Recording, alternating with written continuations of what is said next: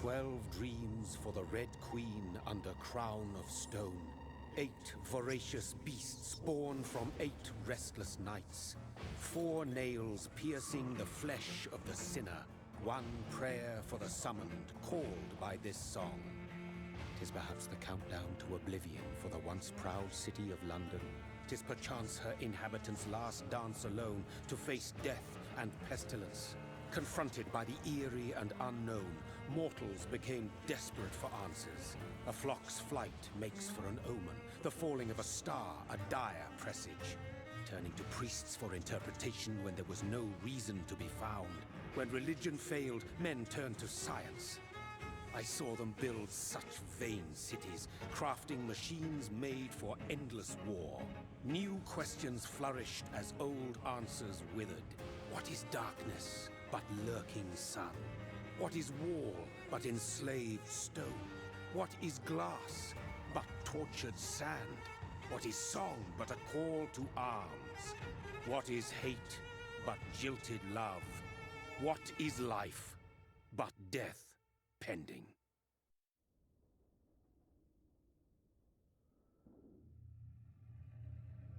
Death. Since the apple was plucked from the sacred tree, mortality was believed to be God's punishment, a righteous snare to keep mankind from ascending to the stars. They were all so wrong. Death is not a wicked thing, nor some holy retribution. A true punishment would be to never know its sweet kiss. Awaken from the harshness and be born once more.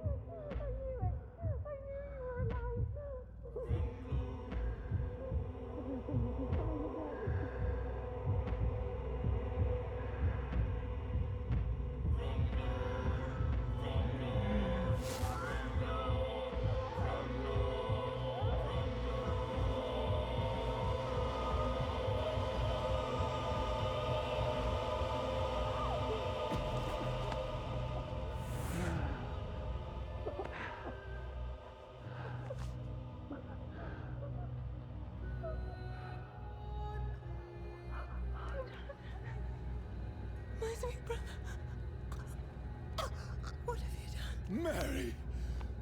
Oh, no. Mary!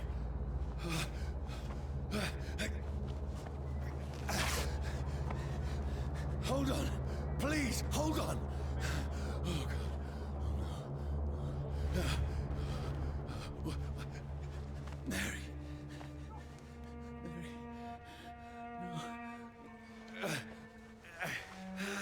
No. No.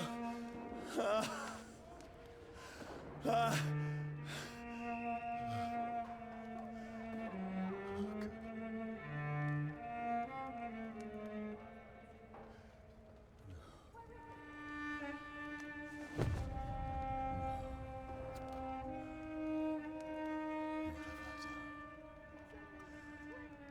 This horror.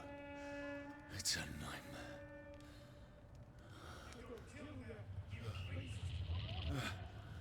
No! Please, a moment, let me explain!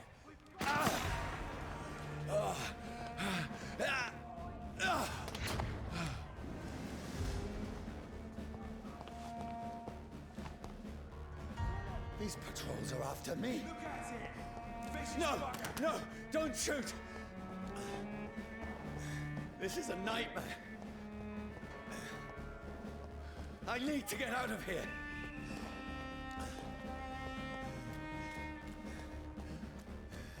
This can't be happening. Over there! No, please, stop! I mean you no harm.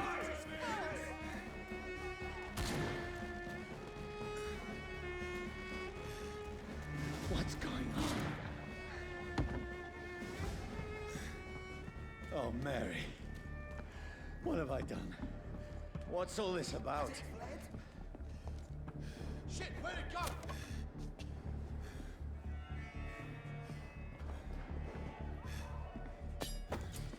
Tricky bastards. Now, I can defend myself. Kill that thing! Shit, where'd it go? Over there! Who are you? Stay back! Sorry, but you left me no choice.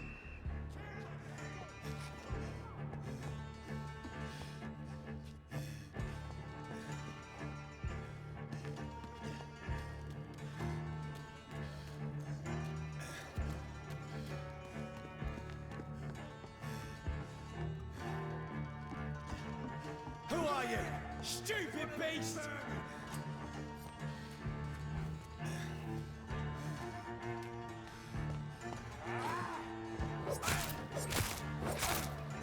Sorry.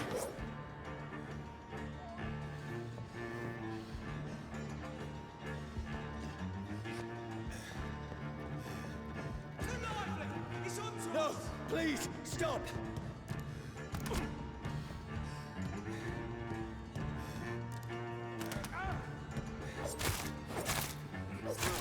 Who are you? What do you want?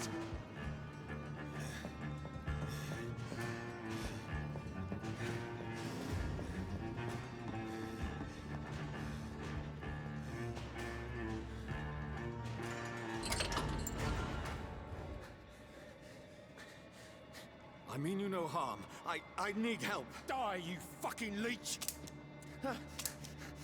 Please, listen to me.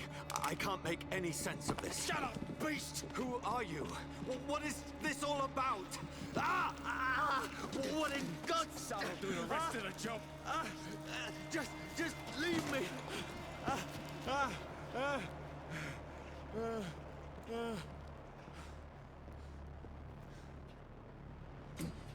The sun. It feels like it's burning me to the bone.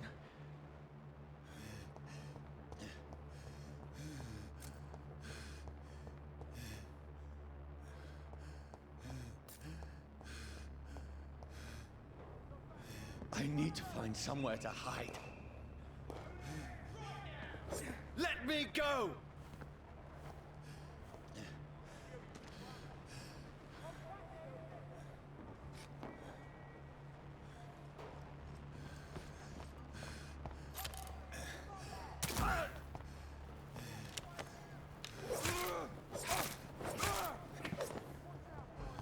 I need to find shelter.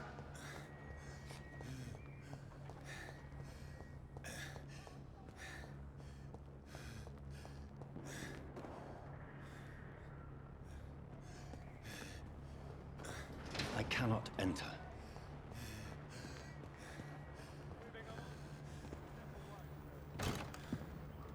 Is anybody there? What is this place?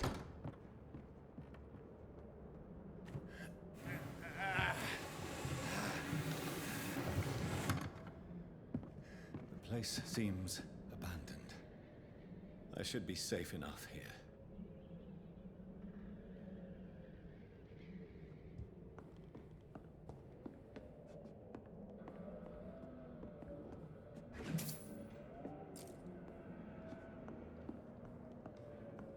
I had better remain here until nightfall.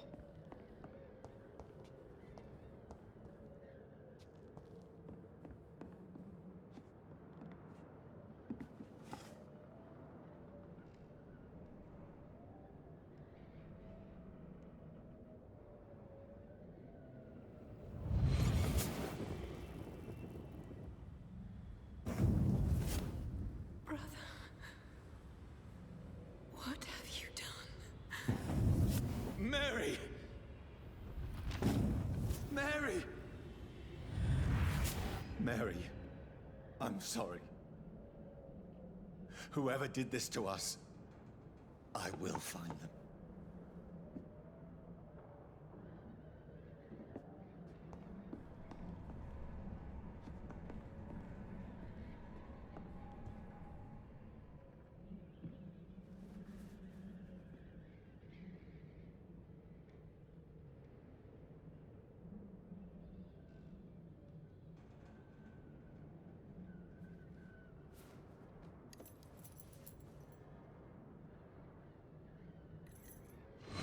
Wait. This one's dressed up fancy. Let's run through his pockets. Picking the dead's pockets? Are you serious? I've still a rent to pay. He's got no more responsibilities. What's this? Gold watch. Beautiful it is. We fancy it and share the takings. I suppose we are undertakers. Now, give him an Eve.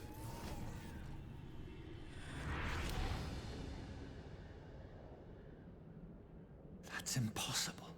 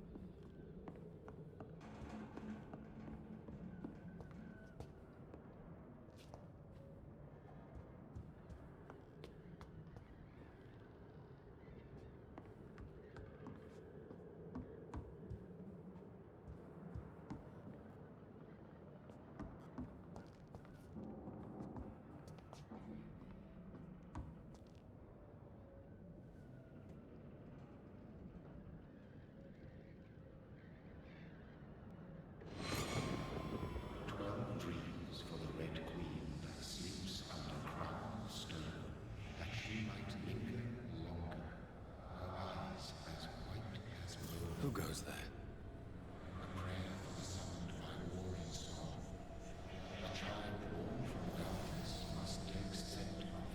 Who's there? Are you referring to me?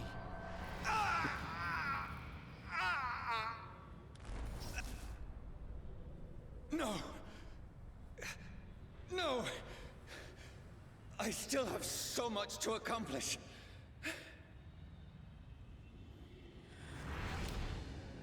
I still have so much left that needs doing.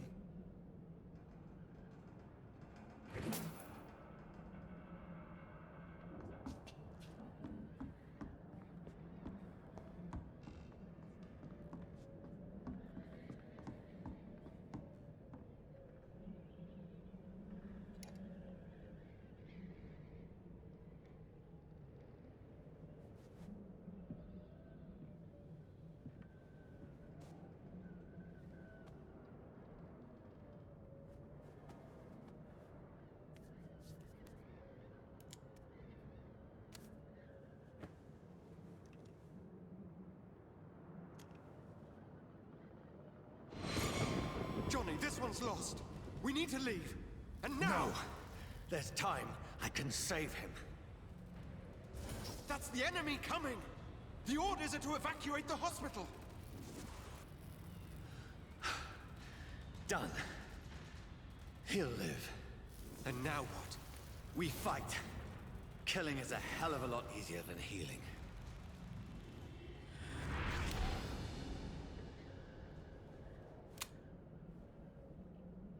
No, it never got easy.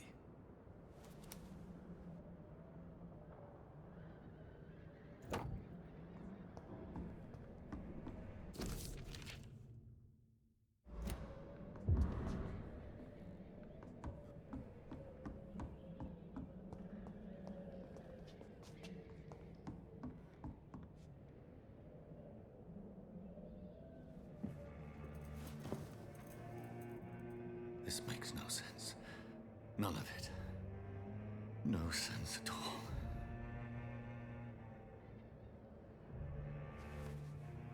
It's a nightmare. That's it.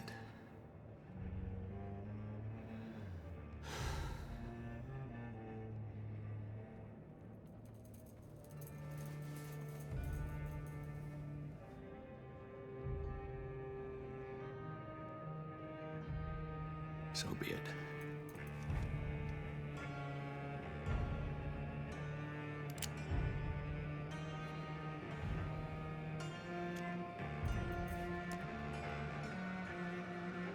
Rational thinking only.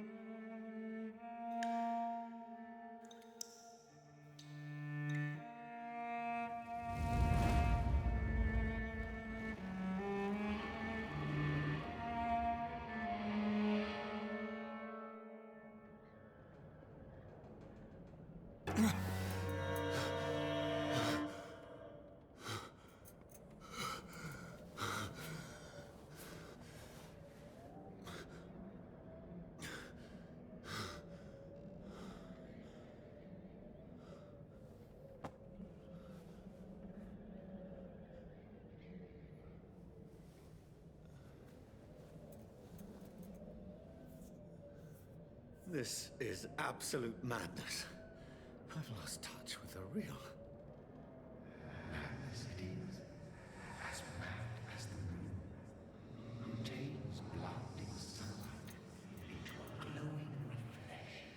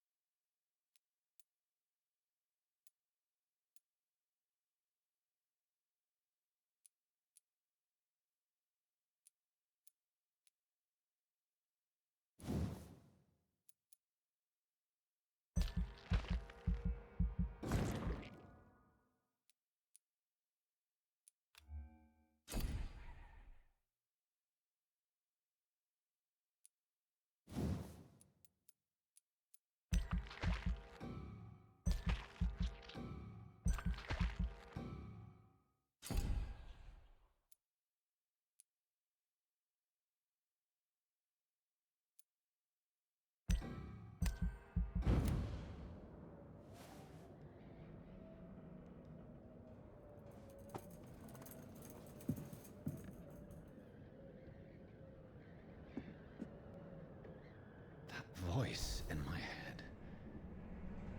If I'm not mad, then...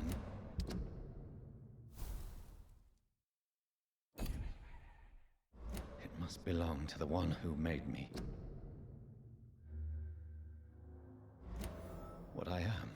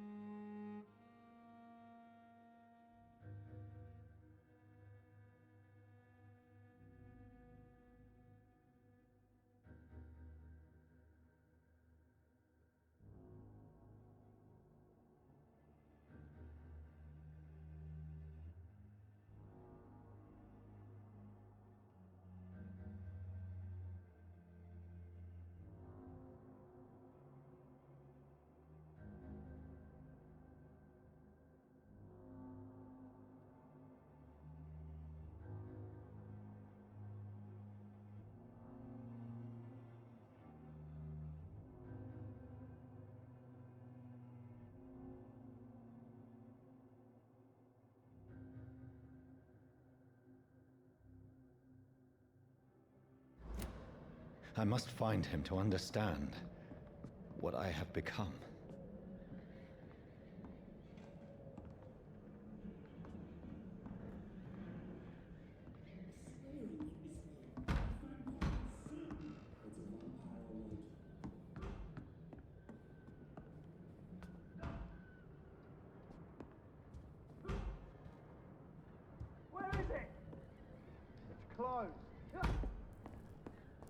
These people want me dead. I need to leave now.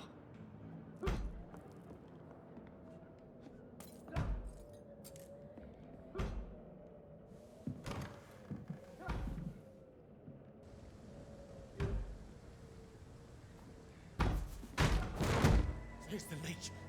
Here!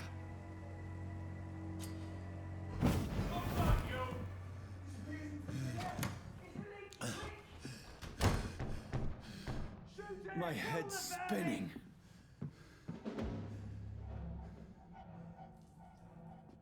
Oi! Come out, you coward!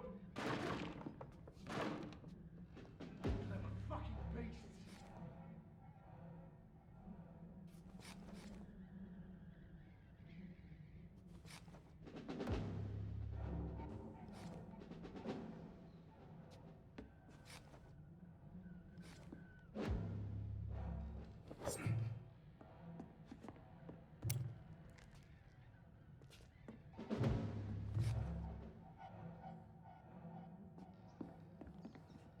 It's locked, all right.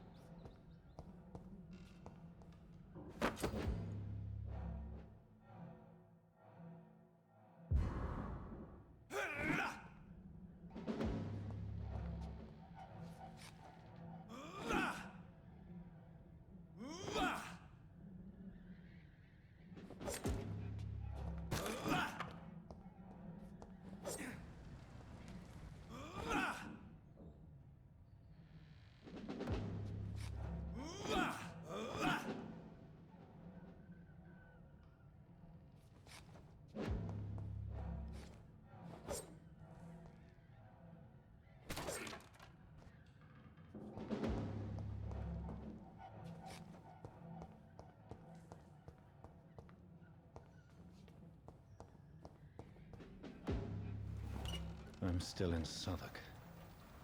I must reach the West End. Go back home. It's locked.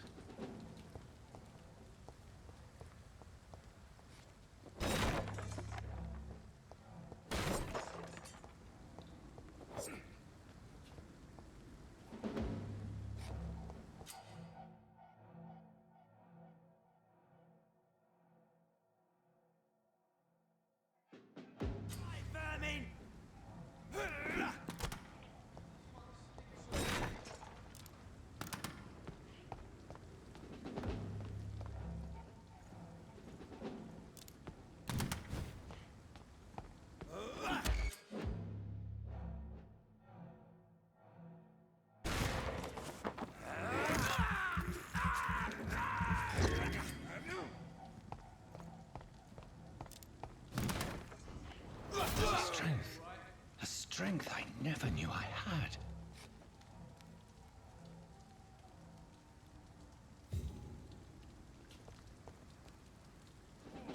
This one stinks already.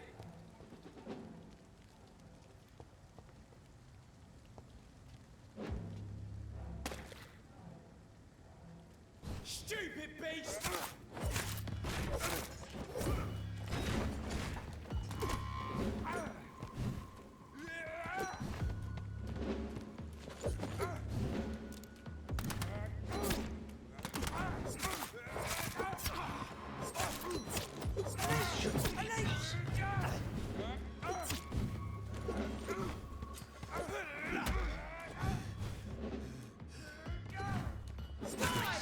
Every fiber of my being is afire.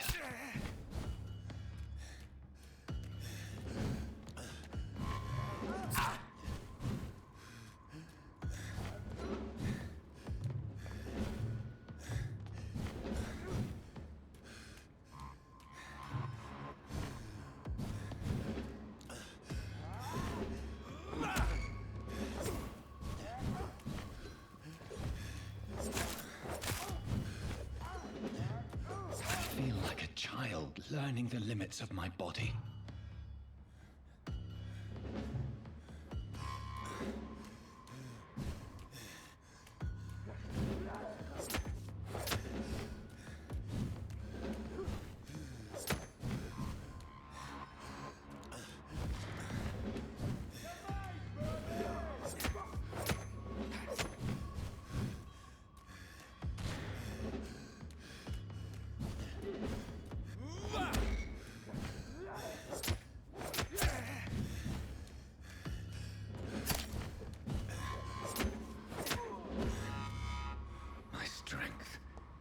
My reflexes. I'm not human anymore.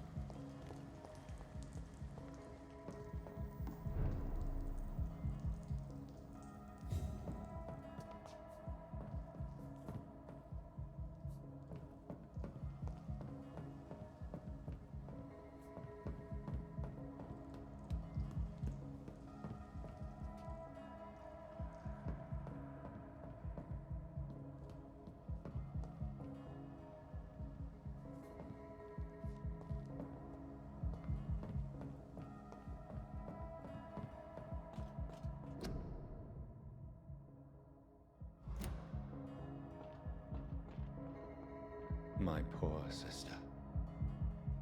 If only I had controlled my need for blood. Mary, someone will pay for what happened to you. For what happened to us.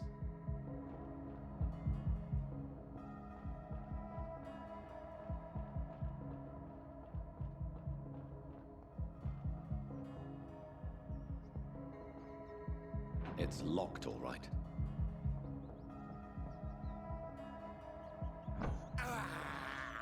I have this thirst for blood. I can't believe I'm doing this. It's locked.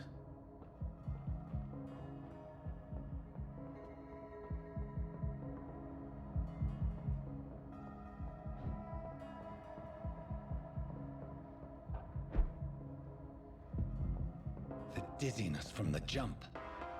I can now control it.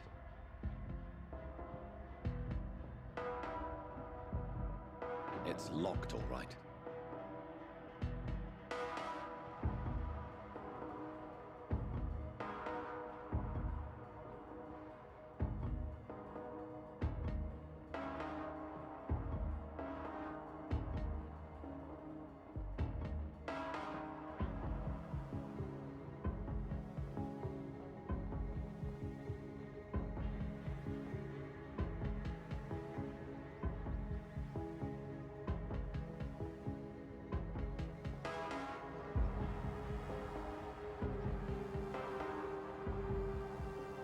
What will London have to say to me?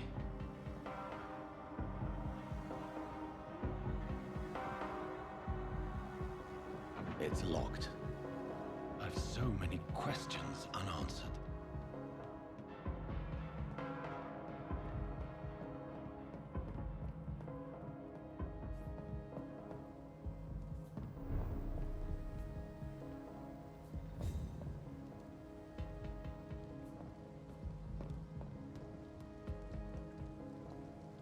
Another corpse. Have the very streets of London become a mausoleum?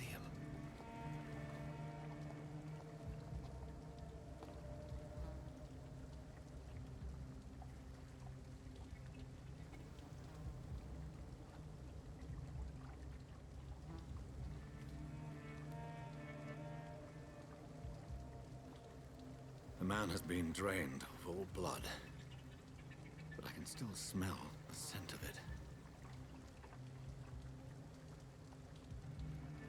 I follow the scent's trail.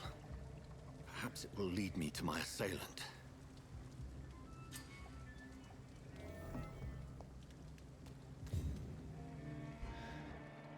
Fresh blood. The smell is so strong.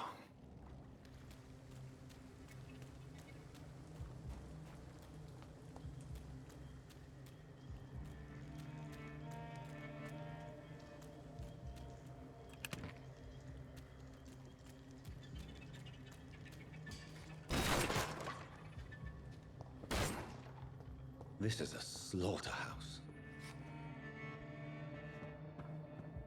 It's locked, all right.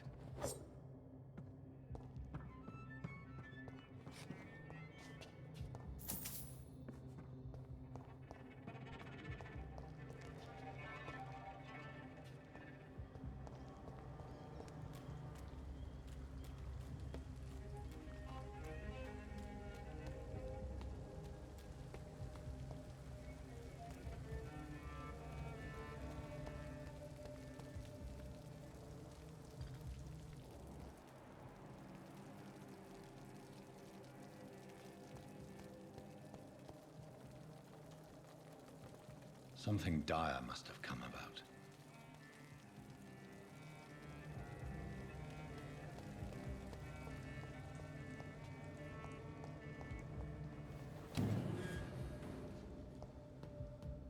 It's locked, all right.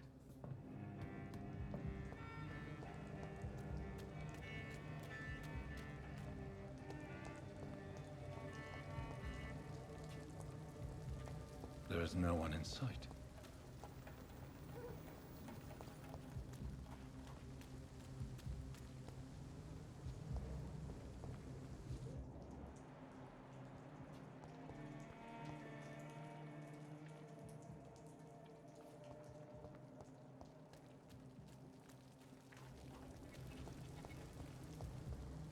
Where has everyone gone?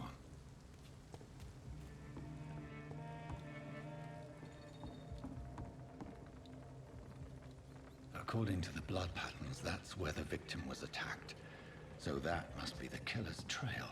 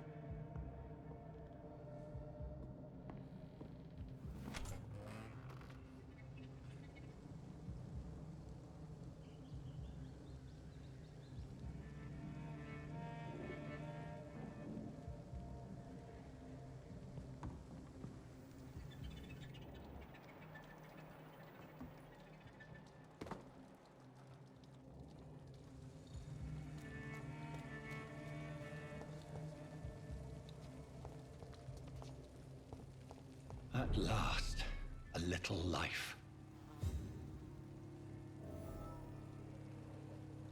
There's gotta be something can be done to get out of this bullshit mess.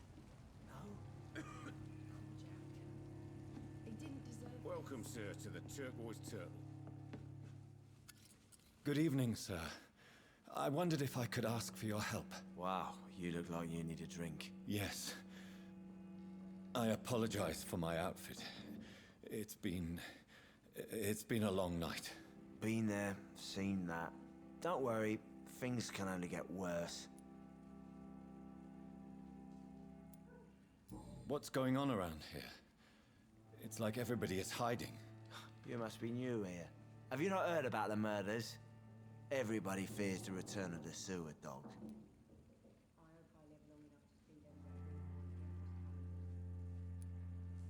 Who is this sewer dog? It's the local bogeyman.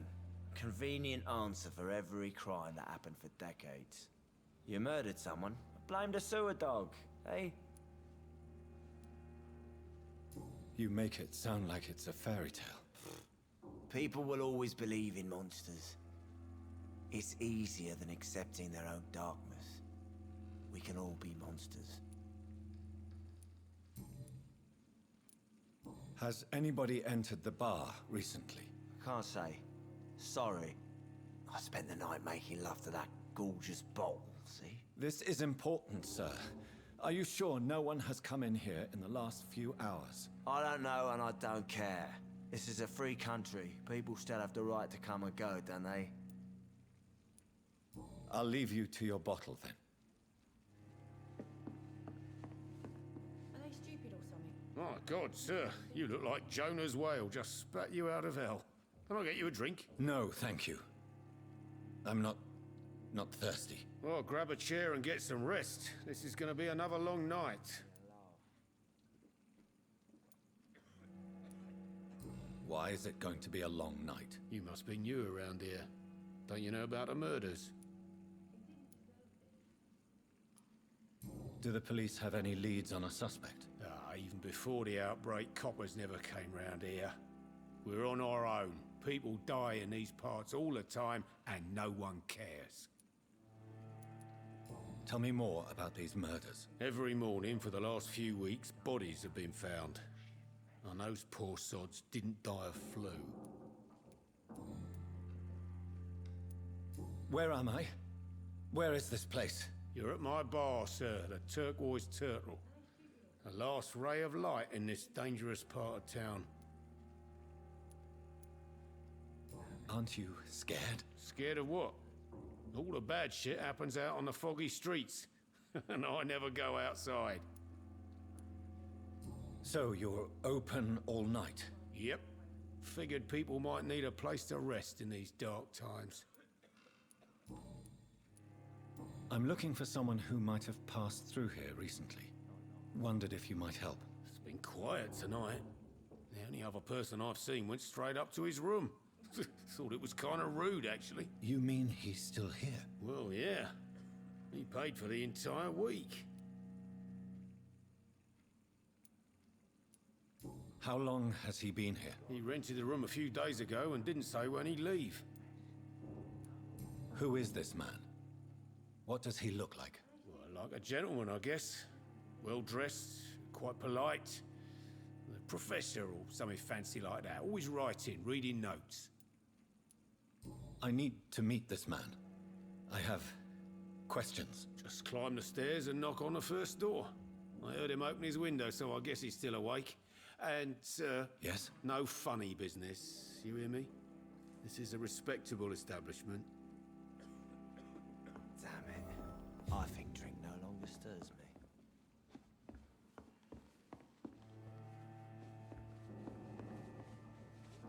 Hello, sir. Are you all right? Is there any way I can help you? I don't know. Maybe you could just talk to me. Maybe you prefer to speak with Tom, then. He's more agreeable talking to strangers.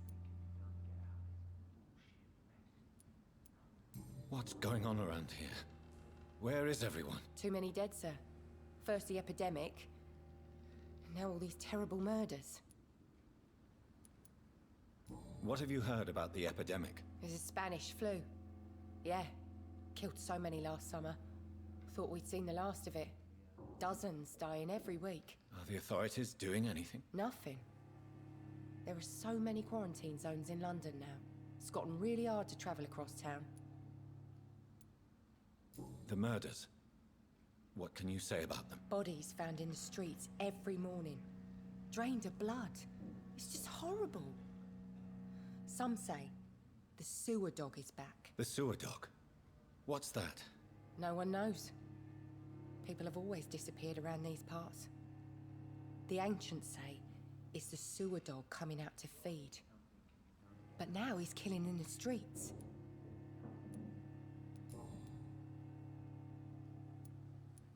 I just want to talk. I didn't mean to scare you. I'm not afraid, sir. It's just I've other customers to take care of. I only see one customer. Oh. Well, yeah, of course. I mean, I best check on them. What is this place? This is Tom's bar, a turquoise turtle. I'm the barmaid here, Sabrina, if you want to know. You don't seem to have much business. Where is everybody? Well, most people are sleeping right now. And those that are awake tend to avoid going out. What with the murders and all. Are you always open this late at night? No, it's only since the epidemic started. Tom thought that people may need a safe place to stay. I'll leave then. Thank you.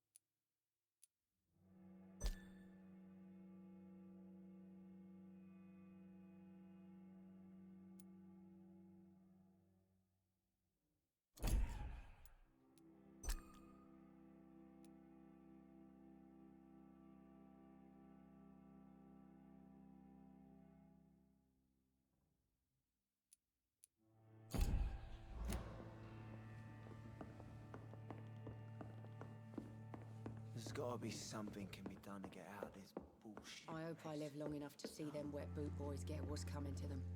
This is no place for you. Prewen has several patrols roaming the area. They do not pursue me. But they're looking for vampires, and they're most efficient. They'll not relent until the killer has been identified. I have a common objective, but I require... I think someone is eavesdropping. Are you certain? You might as well come in, whoever you are. Slowly, vampire. Who are you? I mean you no harm, saith the vampire. Present yourself. I need a word. With anyone.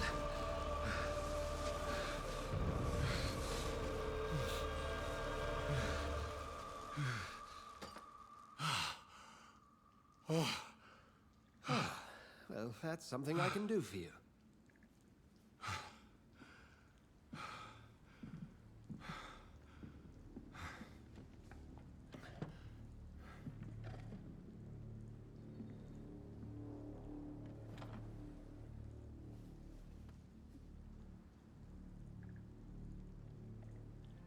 And who might you be?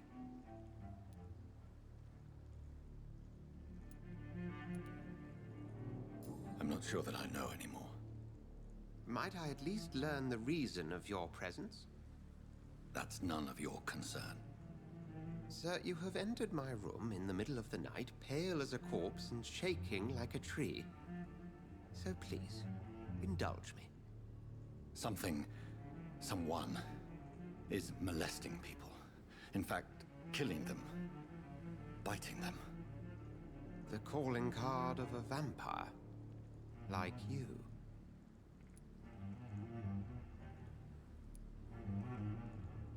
I've been hunted down in the streets and attacked. I'm a victim here, too. I believe you. Then if you are not a vampire, who or what are you? Dr. Edgar Swansea of the Brotherhood of St. Paul. I'm performing an independent investigation here in an attempt to understand precisely what is going on.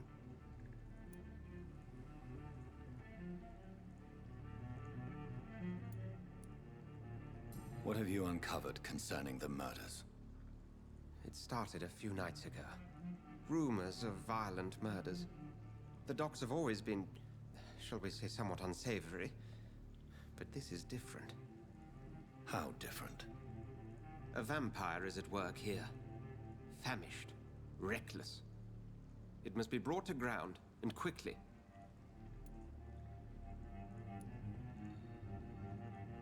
I heard another voice, that of a woman. Who were you talking to? Ridiculous. I've no idea what you're talking about. Something tells me not to trust you. Then the feeling is mutual. And what exactly is this Brotherhood? Sir, if the name is not familiar to you, then we shall discuss it another time. Then help me find the culprit. I may. If you'll first tell me why you opened this door. I followed a trail.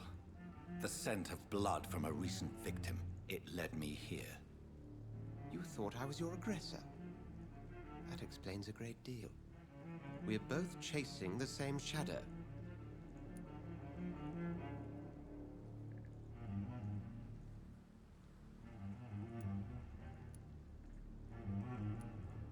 A shadow, indeed. Yet I heard his voice in my head. There was a moment I believed I was mad. You should let me handle this affair. You've no idea what you're up against. No. I will find the monster. He is mine. How will you do any better than I? But then let me ask you this. What are your intentions if you find the killer?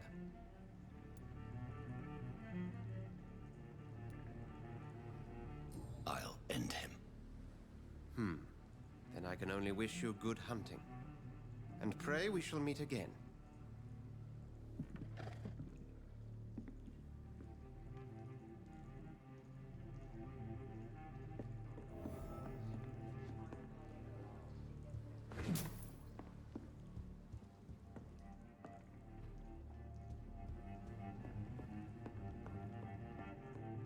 Can I have some privacy, please? If Swansea is not my attacker, it means somebody else came here tonight. Someone must know something. Evening, sir. Can I help you? I have a few questions for you. Well, if you must. I spoke to Dr. Swansea. He's not the man I'm looking for. Now, I want the truth. The truth?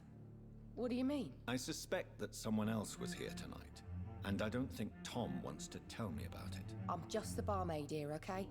If Tom says you're the only visitor we had, then you're the only visitor we had. I can feel your fear, madam.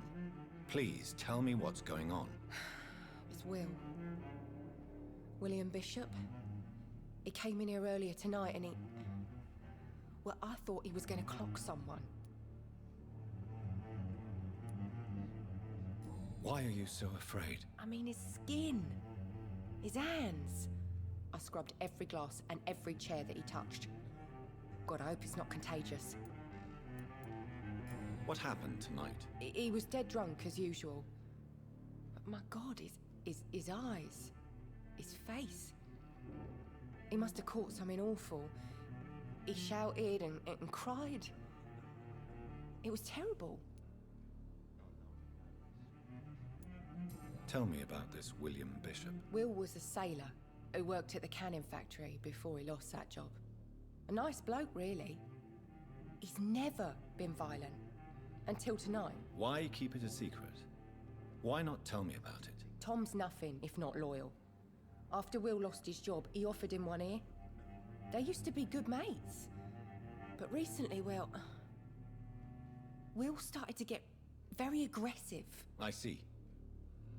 Thank you for your candor. I'll be sure to talk to Tom.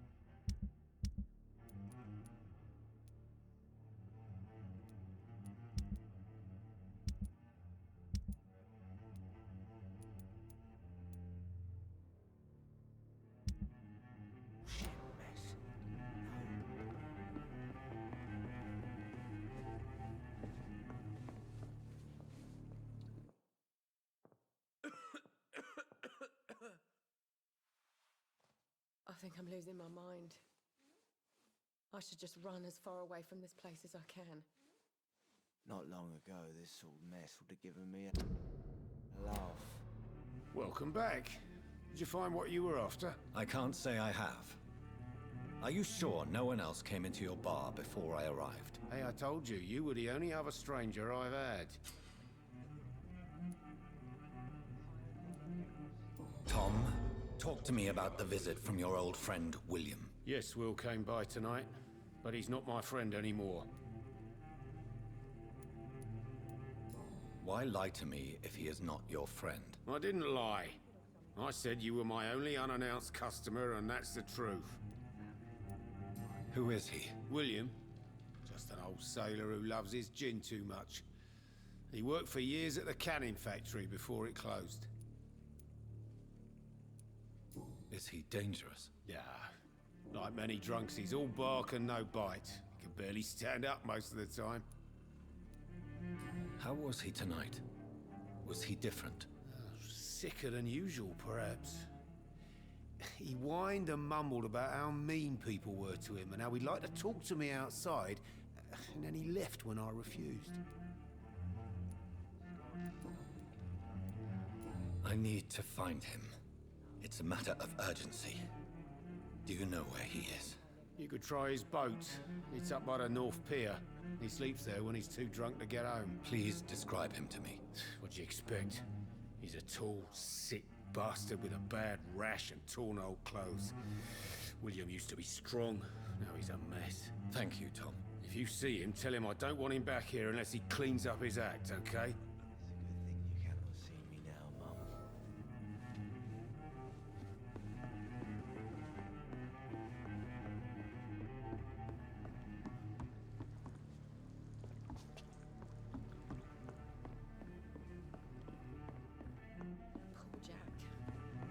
Didn't deserve this.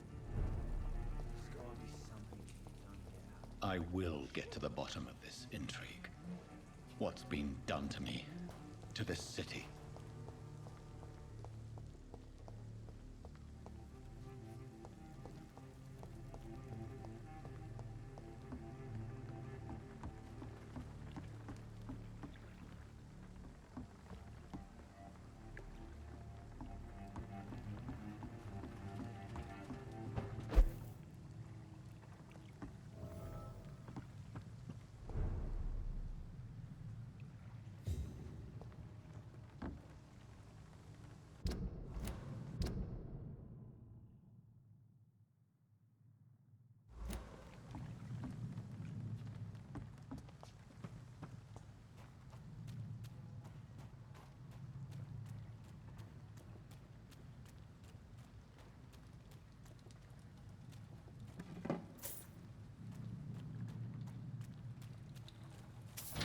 cannot enter.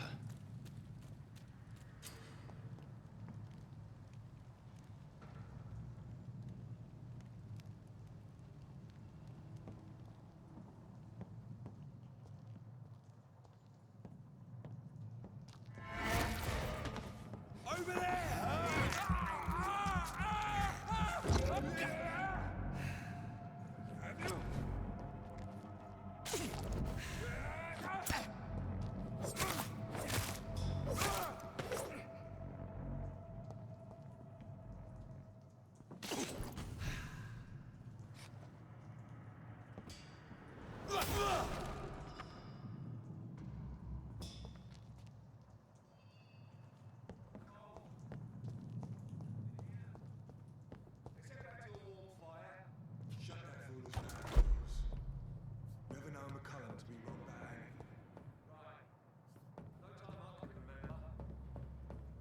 It's locked, all right.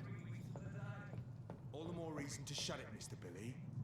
If the man says a bloodsucker's dug in here, you've got one job, and that's to find it. And find it fast. Not a safe place right now, sir. Stop! Right now!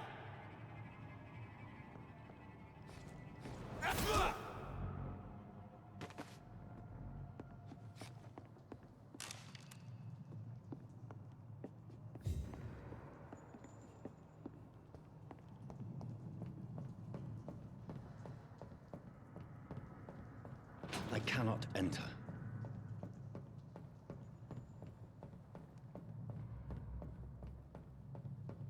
It's locked.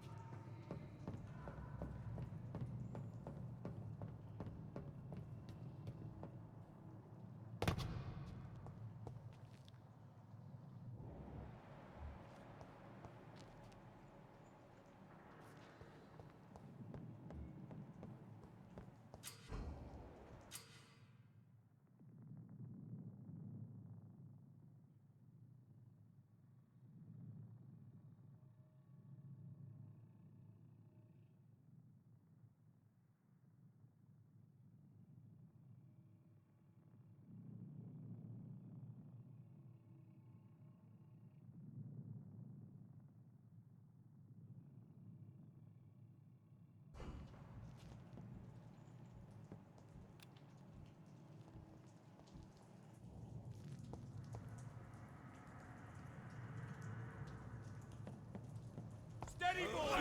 We've got one of them!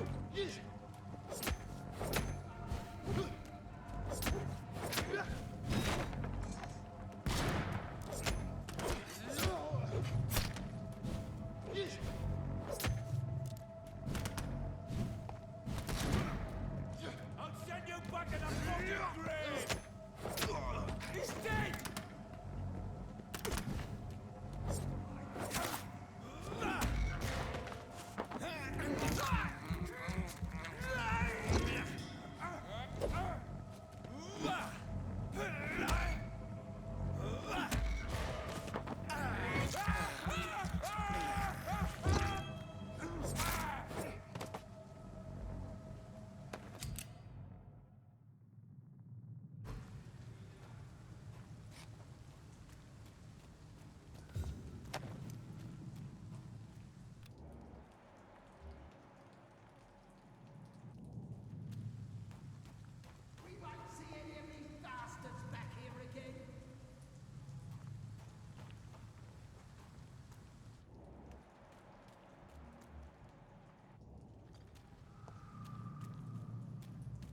Leech spotted!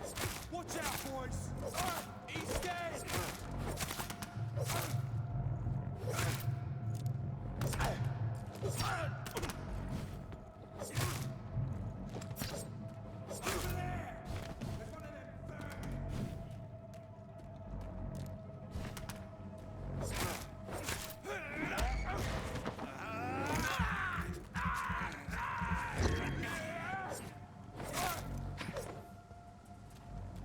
It's locked, all right.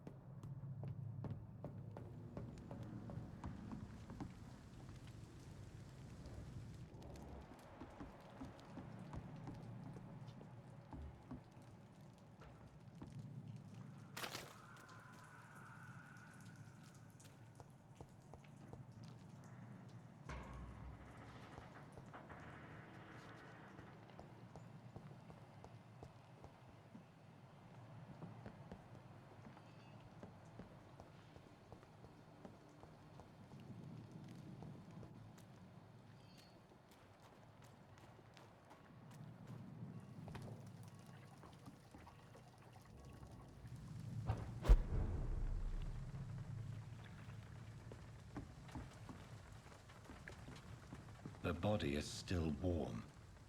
This man has just been drained of blood.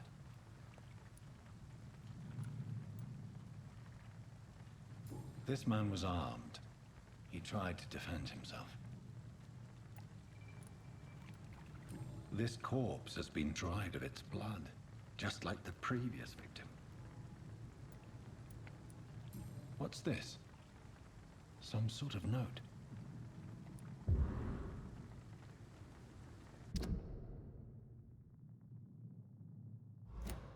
These men, they're a company of professional vampire hunters. Blood and empty gin bottles. This bishop fellow is something of a heavy drinker. There are blood splats on the other side of the canal. I must reach that barge.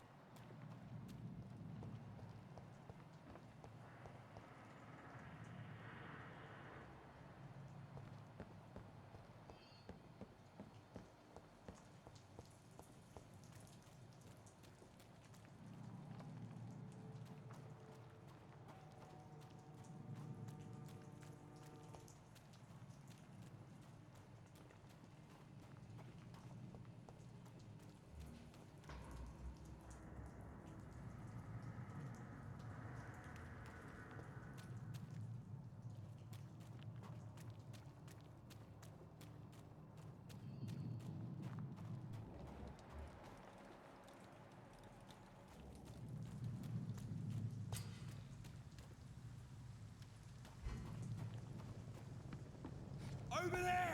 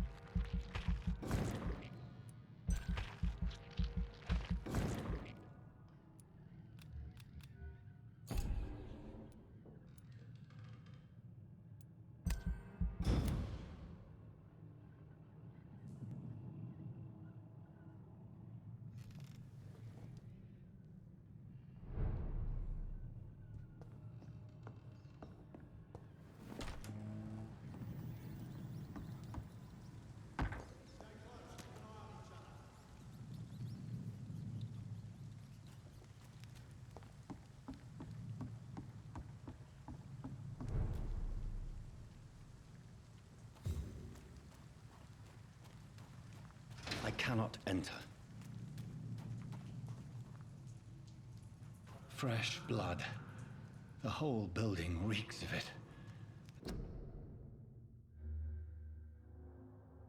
The scent is so strong it makes me dizzy.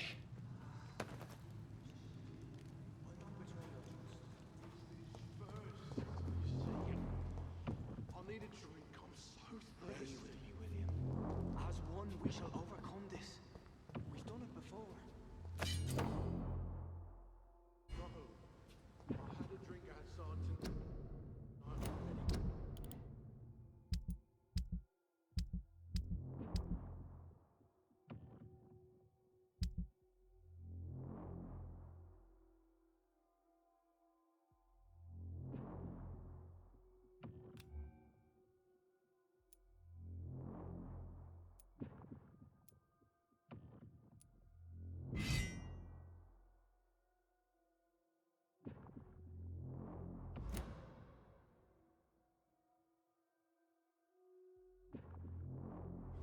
Quench my thirst. I must have more. Oh dear God, not again. William, please stop. This place reeks of bloodshed. William, my arm. I can't feel it.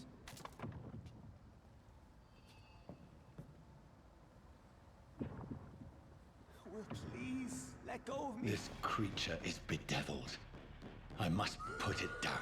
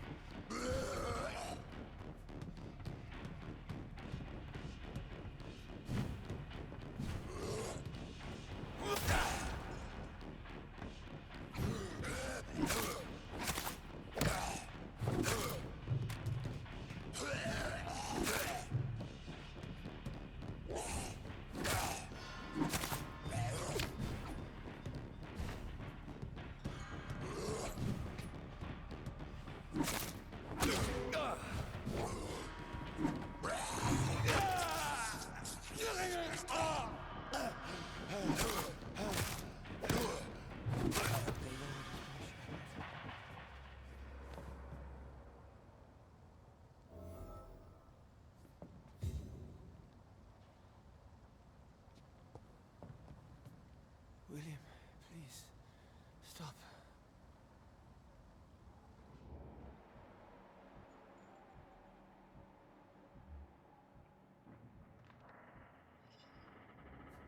Let me go.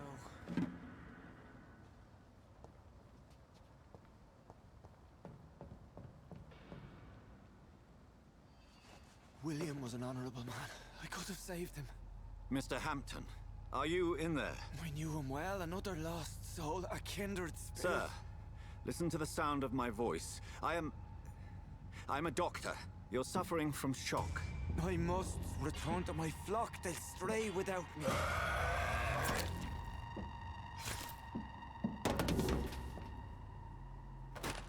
Remember, certain skals are every bit as resistant as we are. Who are you? What do you mean by skal? You truly are a newborn. I should have realized. Wait. You are the woman from the bar. Are you like me? Can you help me? I believe, sir, I already have.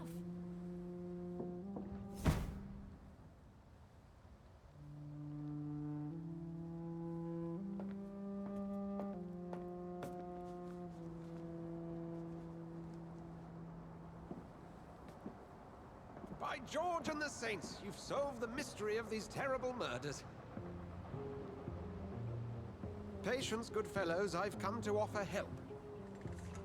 Just give me a moment to secure my boat. We can leave this awful place.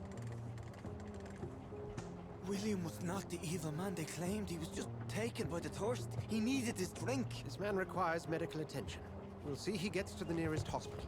No, please, I must tend to my fold. My flock needs me. There, sir. Go with the good Dr. Swansea. He's resourceful, and I'm sure he'll take good care of you. You'd best come as well. The sun is soon to rise, and you'll need a place to rest. I just need a moment. If I can learn something about what has happened to William, I'll be a step closer to understanding what happened to me.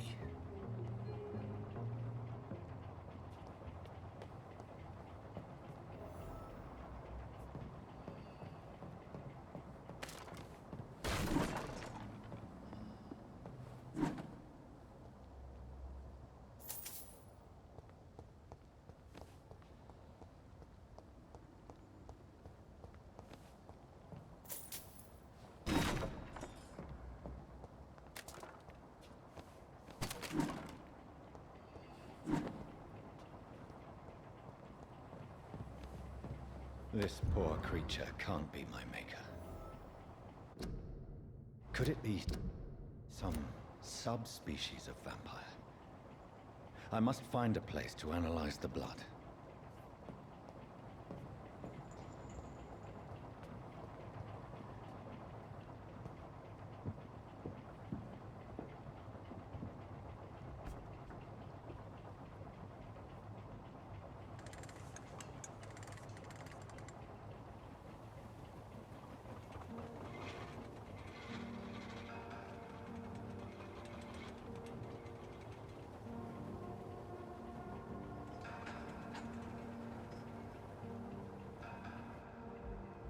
Where are we headed?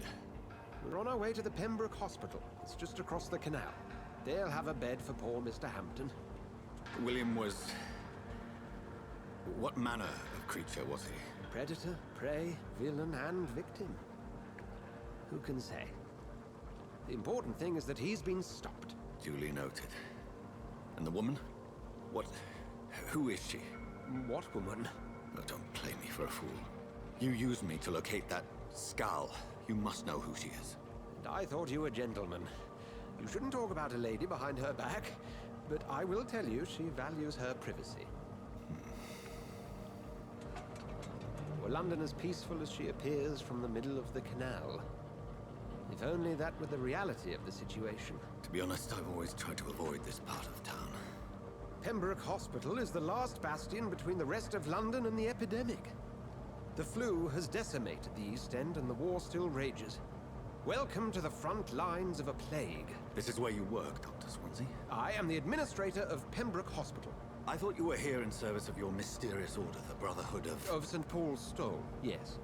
But first and foremost, I'm a man of science. A physician, like yourself, Dr. Reid.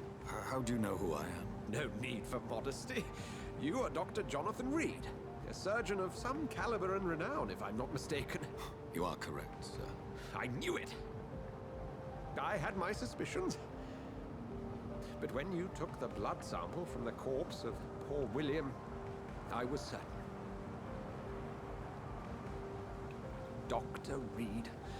Marvelous. Have we met? I attended 3 of your seminars before the war. I have the utmost admiration for your research. And what a turn of fate. England's most esteemed blood specialist returns to London a vampire. That word, again.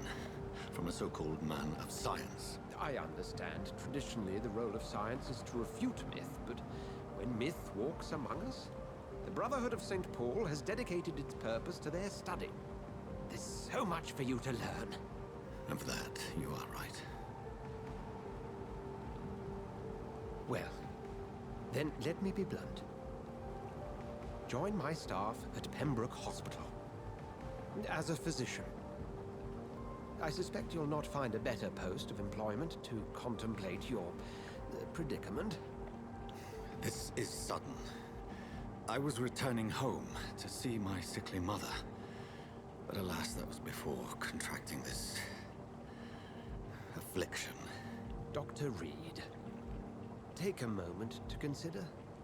The post would be for the night shift, providing a good explanation for your absence during daylight hours. You'll be adequately reimbursed, and have a place to hide. I even had the forethought to bring some clean clothes. So, what do you say? It seems I have little choice, but yours is a generous offer, so I thank you. Brilliant! Oh, Jonathan, this is one for the book, and the beginning of a beautiful friendship.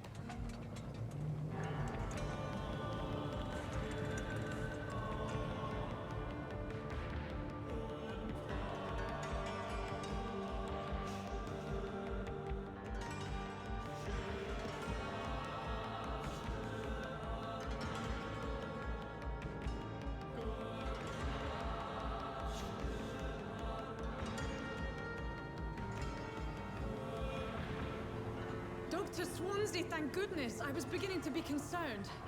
Worry no more, Nurse Crane, for I bring good news. Oh, Doctor, what a night. We lost 2 more patients. Nurse Skals said she couldn't take it anymore and resigned. Yes, well, I'll make a new rota in the morning.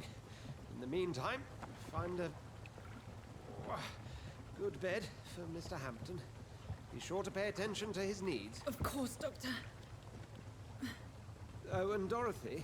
Yes, Doctor? Dr. Reid here has just returned from the front. He served King and Country and will be joining us here at Pembroke.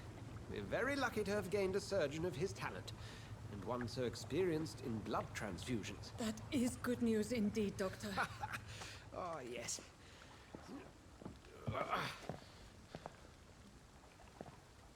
Here at Pembroke, it's not what we have, but what we haven't. It's only thanks to Nurse Crane and the staff that our ship doesn't sink. If you have any questions, just ask her. Duly noted. Thank you. Your assistance is required, Dr. Swansea, immediately. Welcome aboard, Jonathan.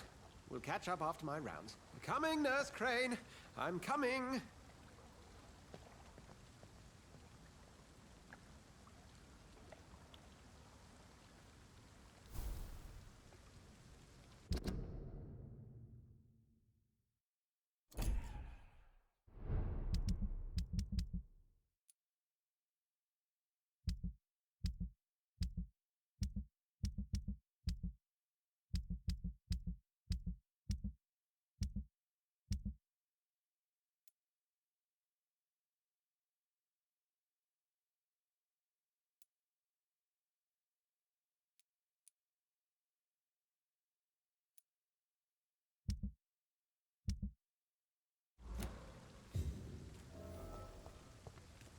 It's locked.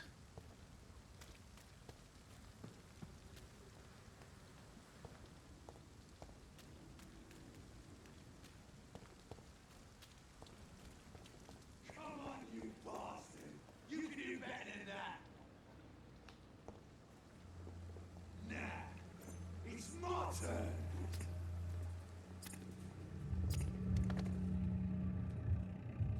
Rotten or pristine, each heart contains the seeds of life. Drink at this river, try it all.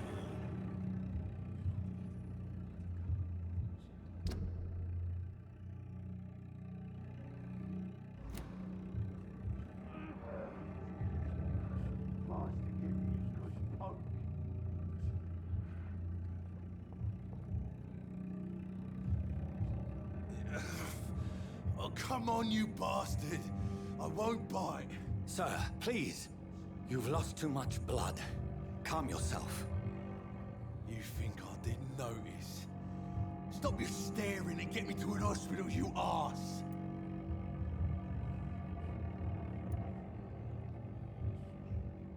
Insulting a good Samaritan. Not exactly the way to get rescued. All right, sorry. I am in pain here. My guts are spilling out onto the street and you're yabbering on. Yes. That's a very nasty wound you've got there. Take my word, I am a doctor. Dr. Jonathan Reid. Name's Clay Cox. I'd appreciate you helping me to a better place, Doc. Follow me, Mr. Cox. Let me assist you to that better place.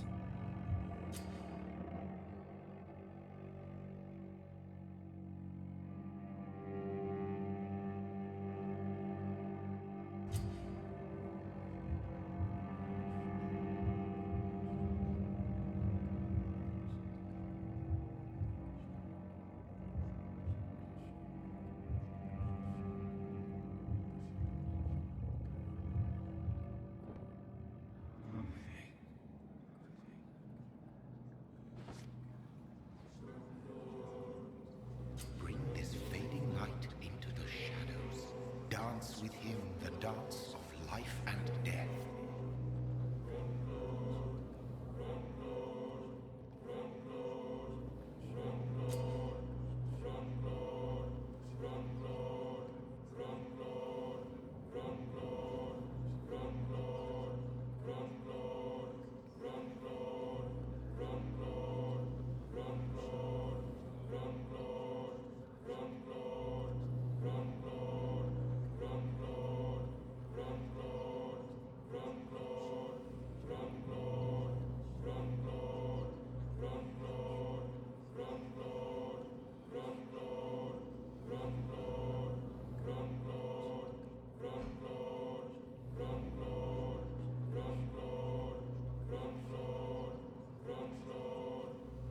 No more. Not tonight. Not like this. I will not take another life.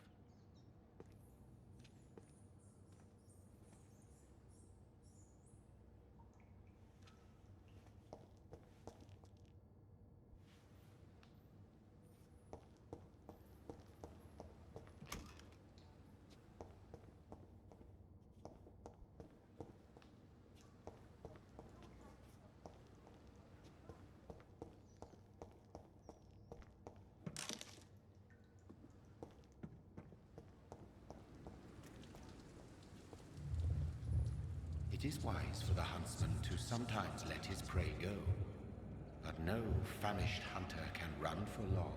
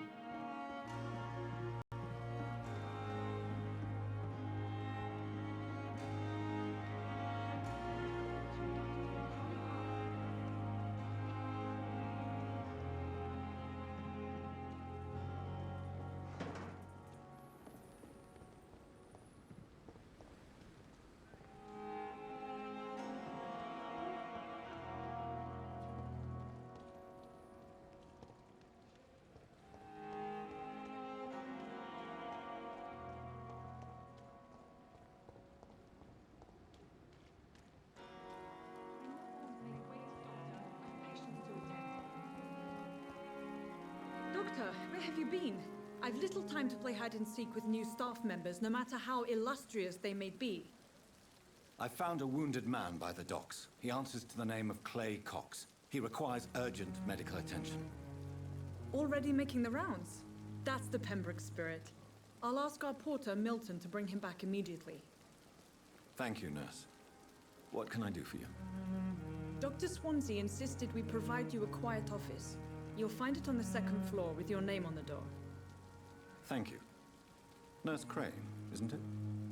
Yes, Dorothy Crane. Welcome to Pembroke Hospital, Dr. Reid. Your office has been prepared.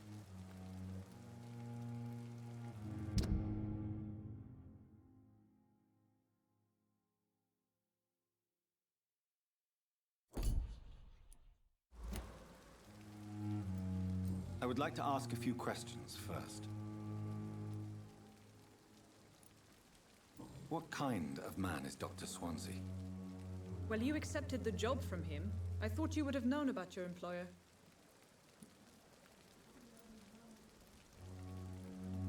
It's right to assume Dr. Swansea knows far more about me than I do about him. You'll get to know him soon enough, and better than me. The administrator has better things to do than mix with us. Apologies, I've only just met him the once. This is sudden. I've only just returned to England. Dr. Swansea is a brilliant surgeon and the most compassionate physician.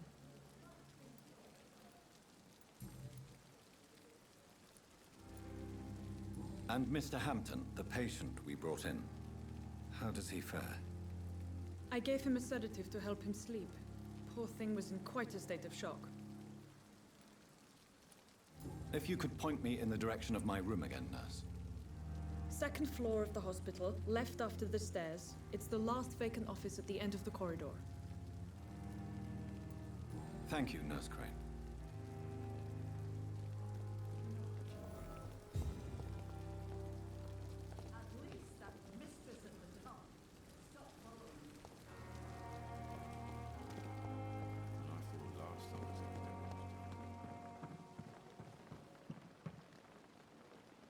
Good evening, sir. So it is true. The famous Dr. Reid has joined us. I can't think of any better news during these terrible times. Do we know each other? Actually, yes. We met once before, at the Rockefeller University in New York. Dr. Tippett, yes, I remember.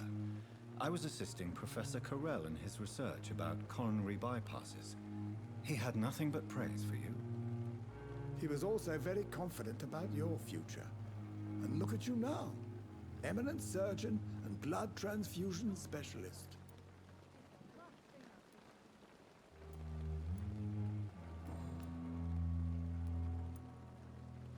What is the Pembroke Hospital situation? And please, speak freely. This hospital is not exactly the best of London. I'm sure you are used to working in a better environment. It's more than enough. In any case, the personnel of a hospital are much more important to me than the building. Don't be misled by appearances, Dr. Reid. This hospital does not lack talented people. It just lacks hope. What can you tell me about the staff in the hospital? Some are really good, and others are not so good. But during this troubled period, there is no time for slander. I prefer to focus on the positive character traits. Tell me more about cherished people, then. Nurse Brannigan is a pearl. She is the most helpful and dedicated nurse I've ever worked with. A clever and cheerful woman. You really seem to admire her skills. I'll go even further. If she was a man, she would be a damn fine practitioner. Any opinion about the management? I don't always agree with Dr. Swansea's reserve, but I must admit he does all he can to keep this facility running during this crisis. Ah, yes, the burden of command. I was fed up with this concept while serving as a medical officer. Don't get me wrong. Swansea's a good administrator. I just wish he would get out of his office down again.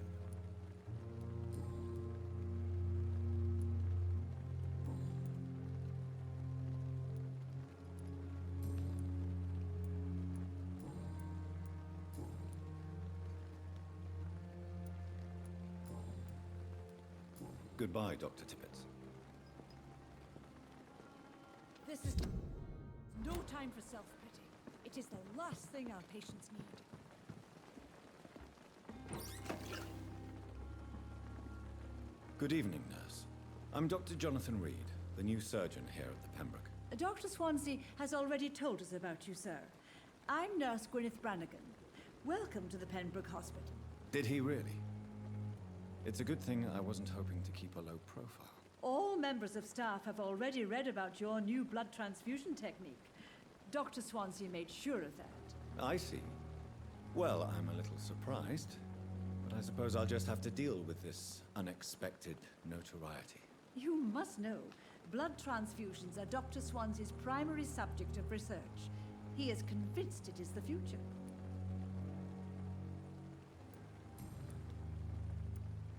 How are things here? Not good, to say the least. We're struggling against an invisible enemy, more lethal than any bullet from a gun. It's hard, Doctor. An invisible enemy?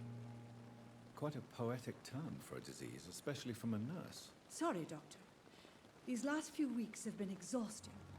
We could all do with a good night's sleep. Do you think this hospital can survive the epidemic?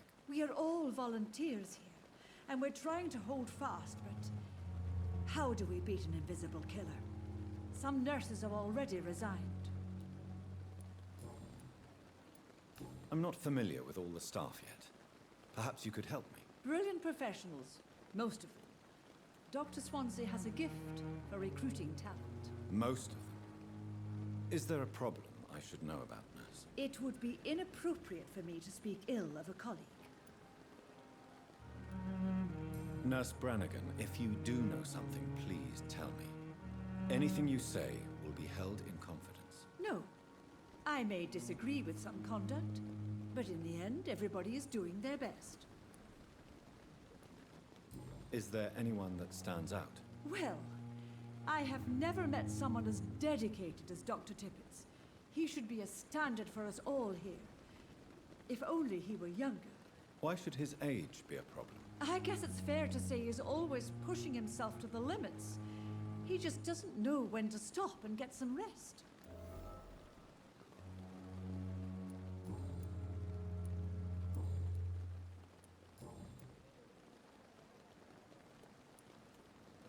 Why does Dr. Tippets claim you're the main reason he keeps working, despite his fatigue? If it wasn't for him, I probably would have left the Pembroke years ago. Dr. Tippets does not think of you as just a nurse anymore, does he? If you're suggesting he's not taking my gender into consideration when it comes to medical practice and knowledge, I really hope he doesn't.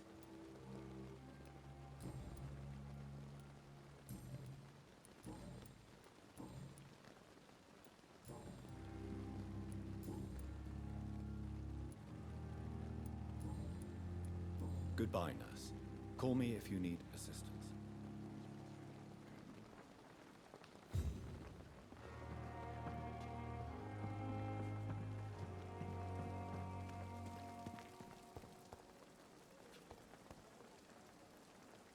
Good evening, sir. I'm Dr. Jonathan Reid. I'm new here. I've already heard about you, Dr. Reid. I'm Milton Hooks, the ambulance driver for this shithole of a hospital. That's quite a blunt introduction, Mr. Hooks. You can call me Milton.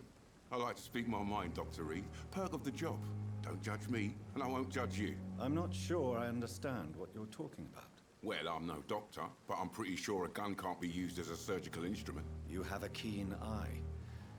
I learned to shoot during the war, and have carried one ever since. Old habits die hard. No need to explain, Dr. Reid. And if you ever need a better gun, remember, I may have something for you.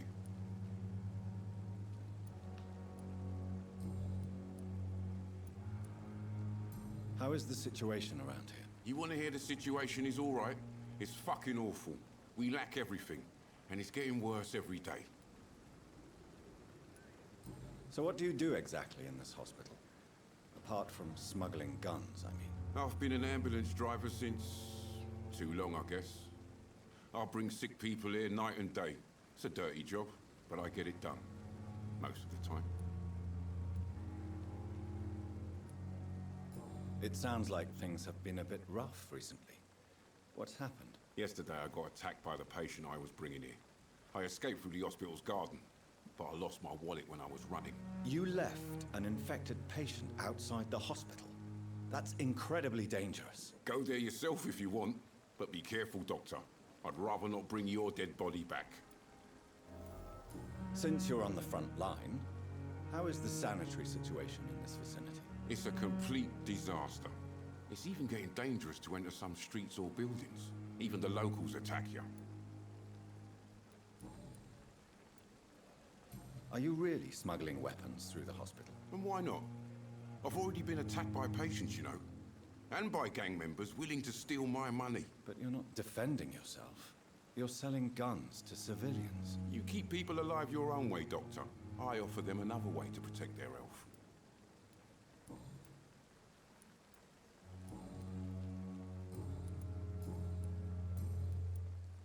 I'd like to see your goods. Wise choice, Dr. Reid. A reliable gun is what everybody needs these days.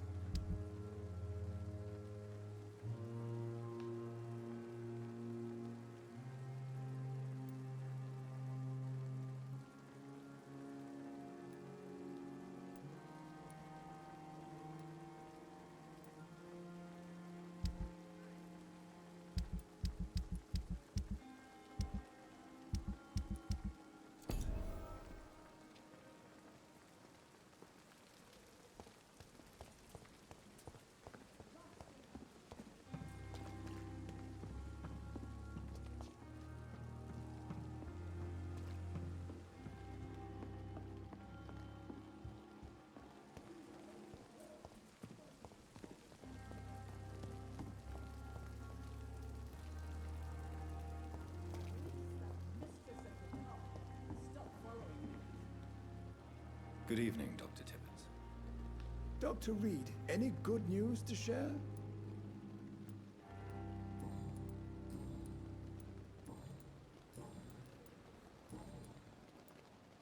You're exhausting yourself, Corcoran. Maybe you should think about preserving your strength. No. We must keep on healing all those poor souls. We are the last rampart before chaos. Once more, unto the breach.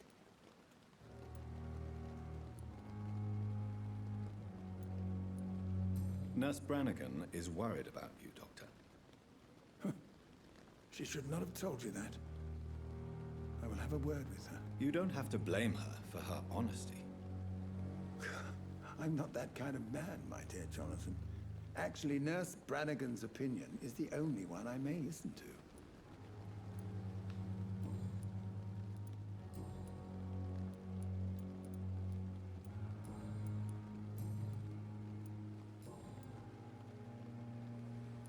Goodbye, Dr. Tippett.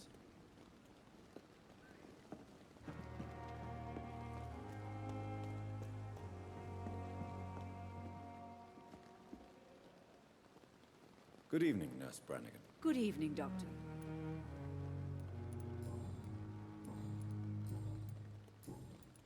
Goodbye, Nurse. Call me if you need assistance.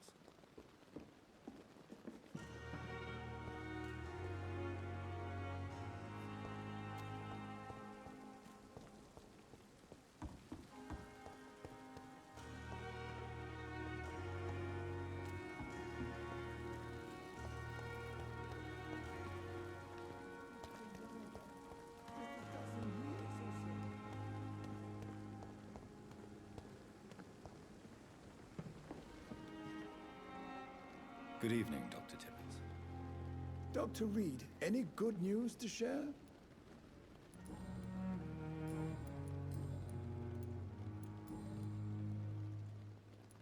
Goodbye, Dr. Tippett.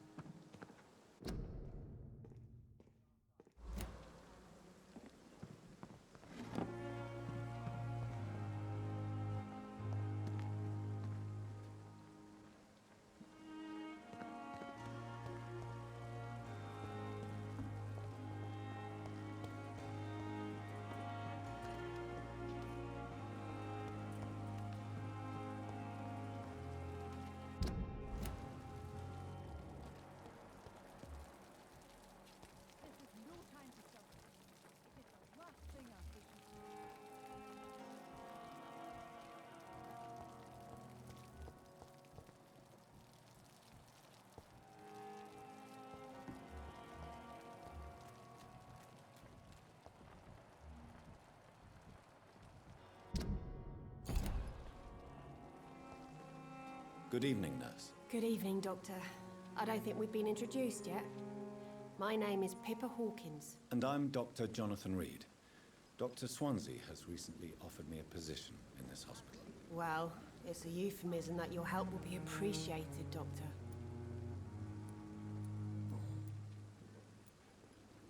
How would you describe the situation at the Pembroke Hospital? It's serious. The flu is wreaking havoc amongst the staff and patients. We are running out of everything. Nurse Hawkins, the Spanish flu won't last forever. Even the Black Plague didn't kill everyone. I wish I could believe you. But what if this epidemic was worse? What if in the end, nobody was spared? You must get a hold of yourself, Nurse. Sorry, I'm exhausted. No one has any idea when this epidemic will be over.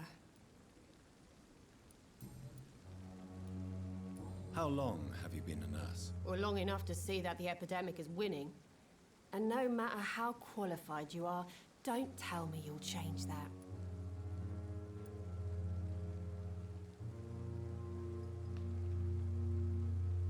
You're right. When dealing with such a terrible disease, one must remain humble. But that doesn't mean we shouldn't try our best. Sorry, Doctor.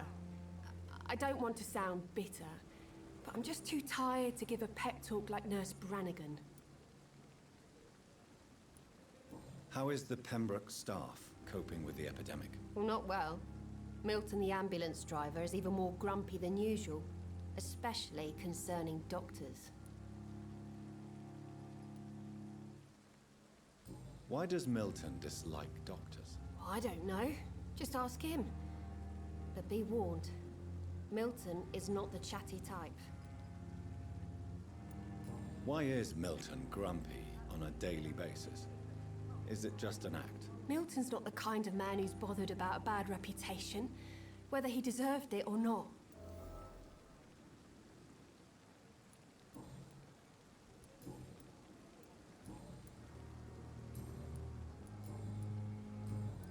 Goodbye, Nurse Hawkins. This is no time for self-pity. It is the last thing I need.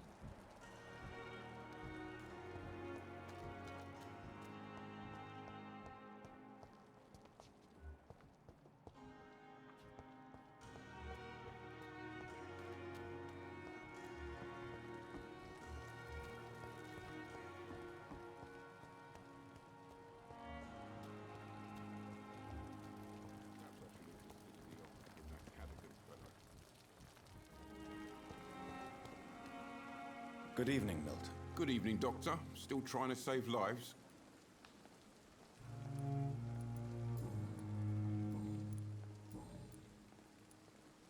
Why do you have such a mediocre reputation among your colleagues, Milton? Fuck them. Nobody knows the horrors I've seen since working here. This city was sick long before the epidemic, Dr. Reid. I know it's a difficult task, but correct me if I'm wrong. Is this not the job you are paid to do? I've seen babies left to die while their brothers were properly fed. Underage girls and boys sold to all manner of perverts. I'm sorry, I don't know what to say. Yeah, exactly. We lack words. So excuse me if I don't look on the bright side of life. Goodbye, Milton.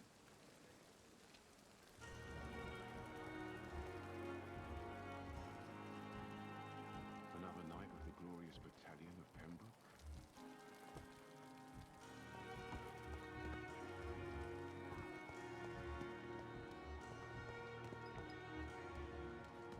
Dr. Swansea is right.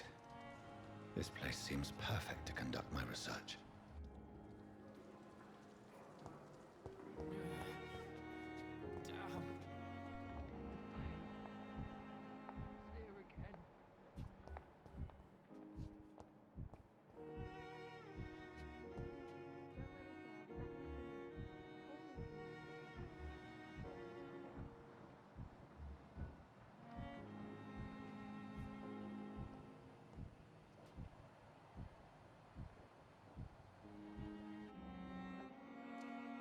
Good evening, sir. Can I help you? Unless you're here to fix my face. No. I don't think you can help me. I'm Dr. Reid. I've recently taken the position of head surgeon here. War injuries, am I right? You guessed right, Doctor. German shell took my pretty little mug right off. But they still call me Thomas Elwood. How is your stay with us, Mr. Elwood? Oh, it's bliss. I just escaped death in the trenches to be surrounded again by the moans of the dying. Can I ask you precisely why you're a patient here? It's the pain, sir. The drugs don't work. It just hurts under the scars, if you get my drift. Who is treating you? Is someone in particular looking after your case? Nobody since the old and tired doctor spoke to me. Started to think I was forgotten about. Won't blame you. You don't seem worried by that. My face hurts so much more when I smile or cry. I've learned it's easier not to speak. But be assured I'm smiling inside. Can I do anything for your pain? Nurses gave me a bunch of pills. No effect. Told you. It's like the flames are under my skin, burning away.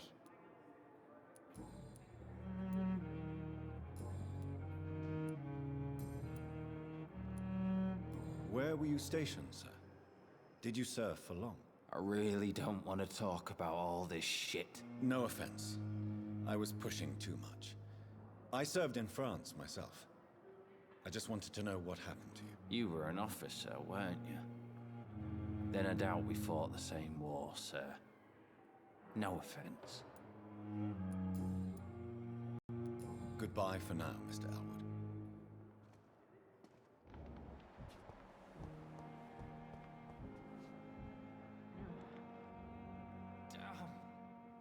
The pain. It's here again. Good evening, Mr. Hampton. How do you feel? Dr. Reid, is it? Oh, sir, I must apologize for my behavior. What do you mean? I was not myself in the factory. Fear and exhaustion made me say awful things to you, I'm afraid. You remained perfectly nice and polite. A little delirious, perhaps. But who wouldn't be after enduring an abduction? Thank you, Doctor. That's a relief. Now all I need to do is rest and return to my flock.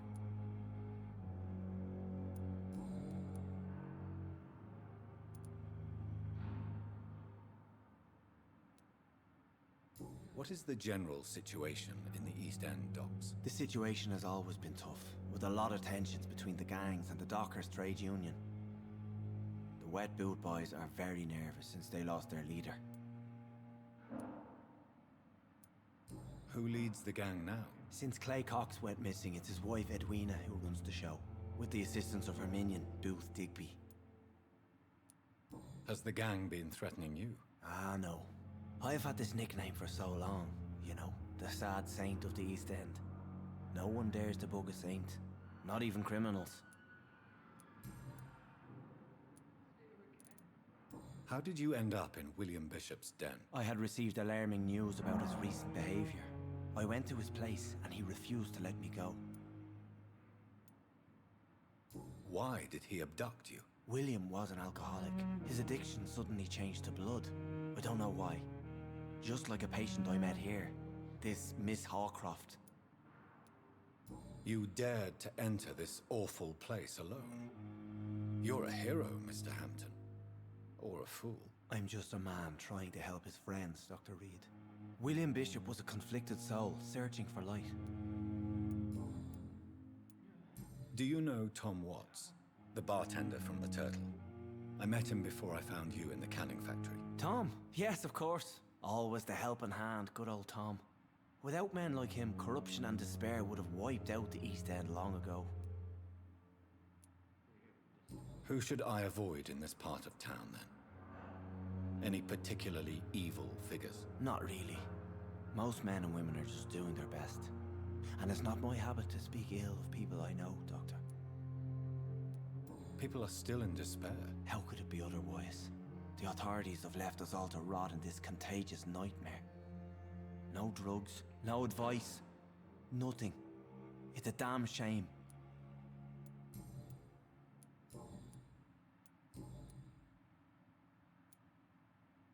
How do you feel, Mr. Hampton? Medically speaking, I mean. I feel exhausted. Beyond exhaustion, actually. William drank so much of my blood in his madness. I feel empty. You're in good hands here.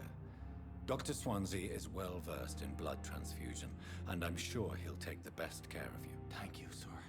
I believe all I need is rest, and then I can go back to the people who need me. Have you made friends since you arrived? Not really, but I recognize Miss Harriet Jones. I knew her when she lived by the docks.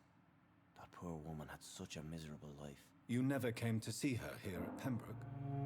Receiving visits when sick can be an important part of the healing process, you know. We're not just bodies. You're preaching to the converted now, Doctor. To be truly honest, I thought she was dead.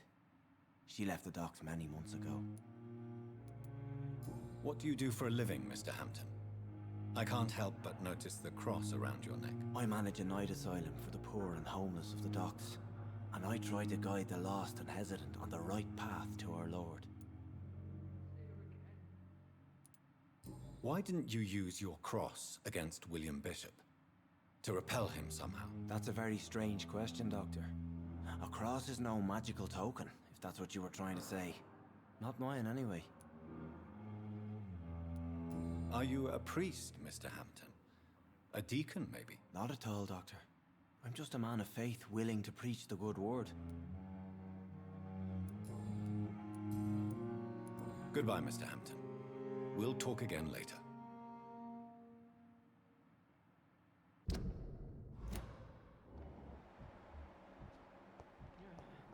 It's locked, all right.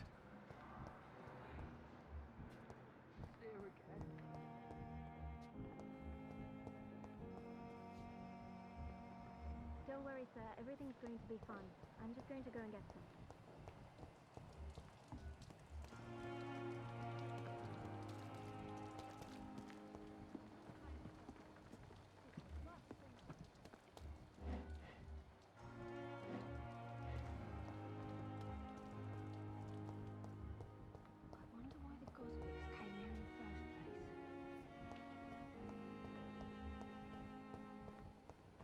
I cannot enter.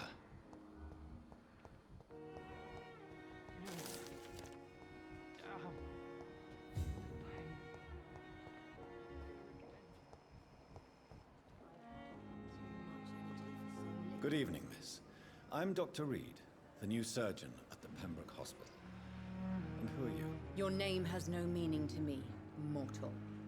You're nothing but dust blown by the winds of eternity. I beg your pardon? What are you begging for, mortal? My clemency? Well, tonight maybe I'm inclined to mercy. You'll never forget the night you met Thelma Howcroft. You keep calling me mortal. Why is that? And if I'm mortal, what are you? Well, Dr. Reid, if you must know, I'm a vampire.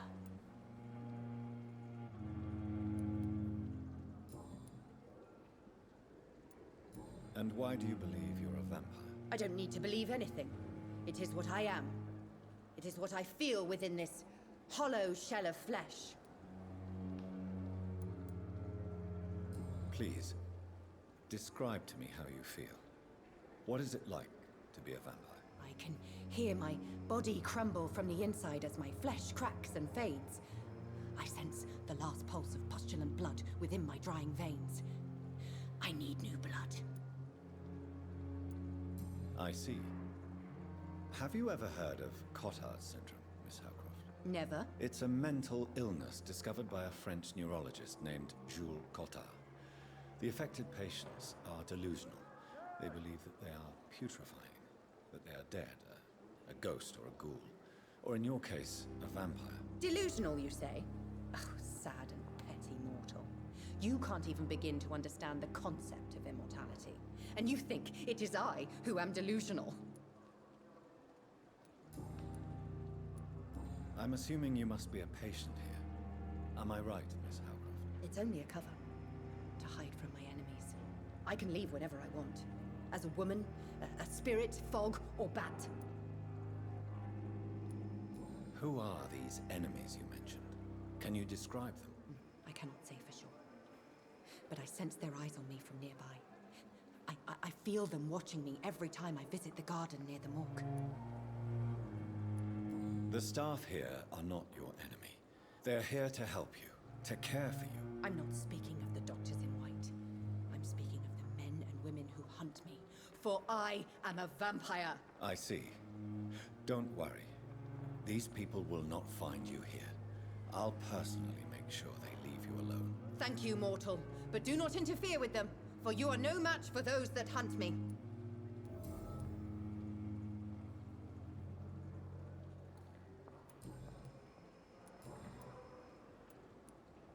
Who are you really, Miss Howcroft? I mean, apart from being a vampire. Is that not enough for you, puny mortal? What do you require? Proof of my powers? I'm curious to know who you were before becoming a vampire. No, it's such a long time ago, I don't remember. Centuries of unholy life can have strange effects on one's minds, you see?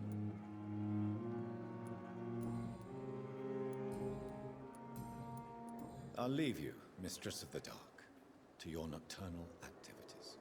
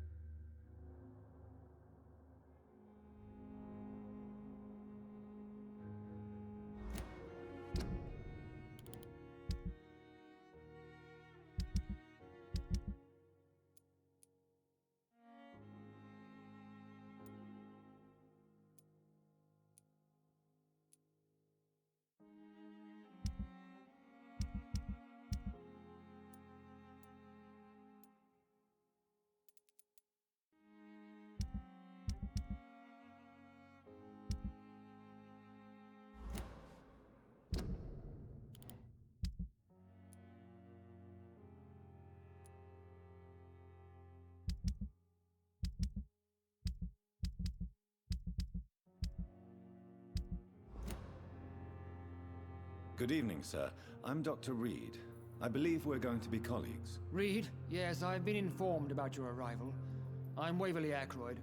Welcome aboard, I suppose. Does my arrival inconvenience you in some way, Dr. Ackroyd? Let us just say that I don't particularly share Dr. Swansea's enthusiasm for hiring you. What we need here are reliable professionals, not overrated dabblers.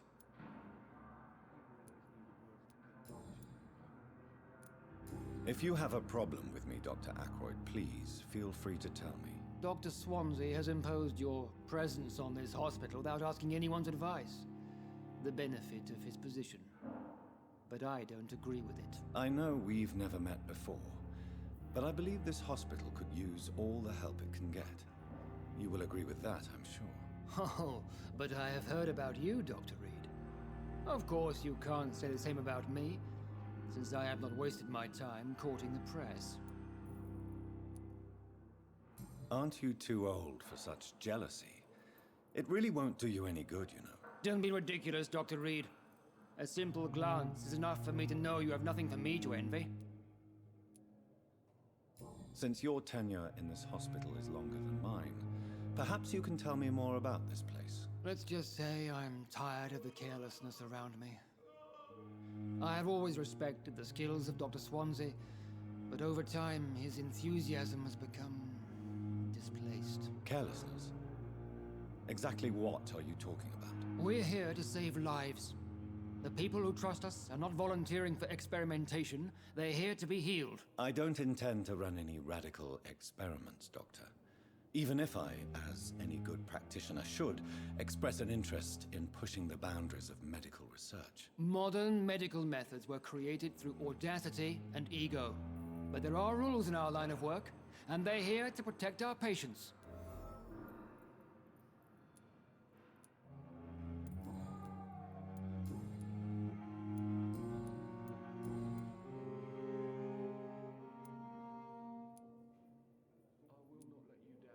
I don't know what you've heard about me, but I have already proved my value as a practitioner. I don't question your skills, Dr. Reid, but your motive. Is it money, fame, or are you truly dedicated? And what exactly is that supposed to mean? I served in the war just like you. But unlike you, I did not use the wounded to play the modern sorcerer. Be careful what you insinuate, Dr. Ackroyd. I only want you to admit you used those men to improve your theories. This is ridiculous. My blood transfusion technique saved many lives, and you know it. You see? That is exactly what I hate about people like you. You avoid this kind of accusation instead of facing reality. It seems you have bad memories of your military service. I refuse to see this industrial slaughter as scientific progress. War only reveals the worst in men. We can at least agree on something, Dr. Ackroyd. Thank you for your time. We'll talk later. You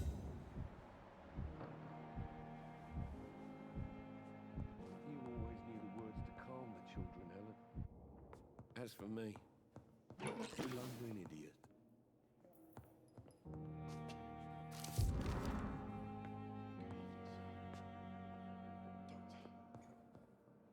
Good evening, sir. I'm Dr. Reid. May I help you? I don't know if a third opinion is needed. Your colleagues are already arguing about my condition. I see. Would you mind telling me more about your situation? I'm Harvey Fiddick. All I want is to get me bloody arm fixed properly.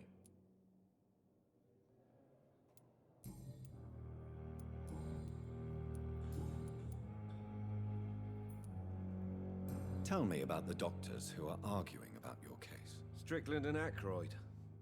They both want the best for me, but there's a lot of pride there. Doctors are no different from carpenters, it seems. What do you mean? I often had professional arguments with rivals on a building site. Difference is, I disagreed about wood and nails, not flesh and bones. Tell me about yourself, Mr. Fiddick. I'm just a regular guy waiting to get his arm fixed, so I can return to work and to my family. I was more curious about what you were doing before being hospitalized. I'm a carpenter, and a good one too. But that means I need both arms to feed my family, Dr. Reid. Are you satisfied with your treatment here? Well, it's clear that I've chosen a bad time to be injured. Forgive my bluntness, but you seem overwhelmed by cases of the flu. I won't lie to you about it. I'm afraid we are. Are you sure you don't want to operate yourself, Dr. Reid? I have the feeling you're very capable. And your colleagues seem to think so too. In other circumstances, you would be right. But for now, I don't think I can take on the responsibility. My apologies.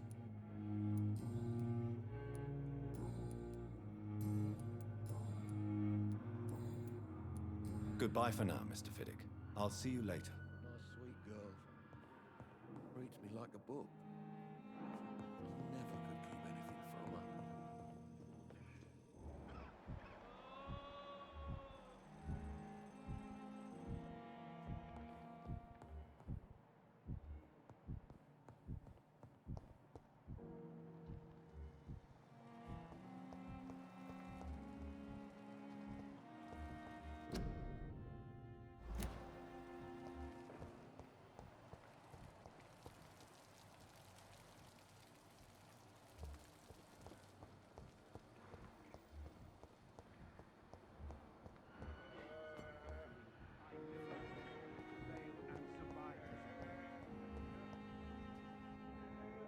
Good evening, Doctor. I believe we're going to be working together. Dr. Reid. Dr. Swansea informed us of your arrival, but I could not dare to believe we'd have such good fortune. Such an honor, sir. Thank you. And you are? I am Thoreau Strickland, Dr. Thoreau Strickland. I'm a great admirer of your work, Dr. Reid.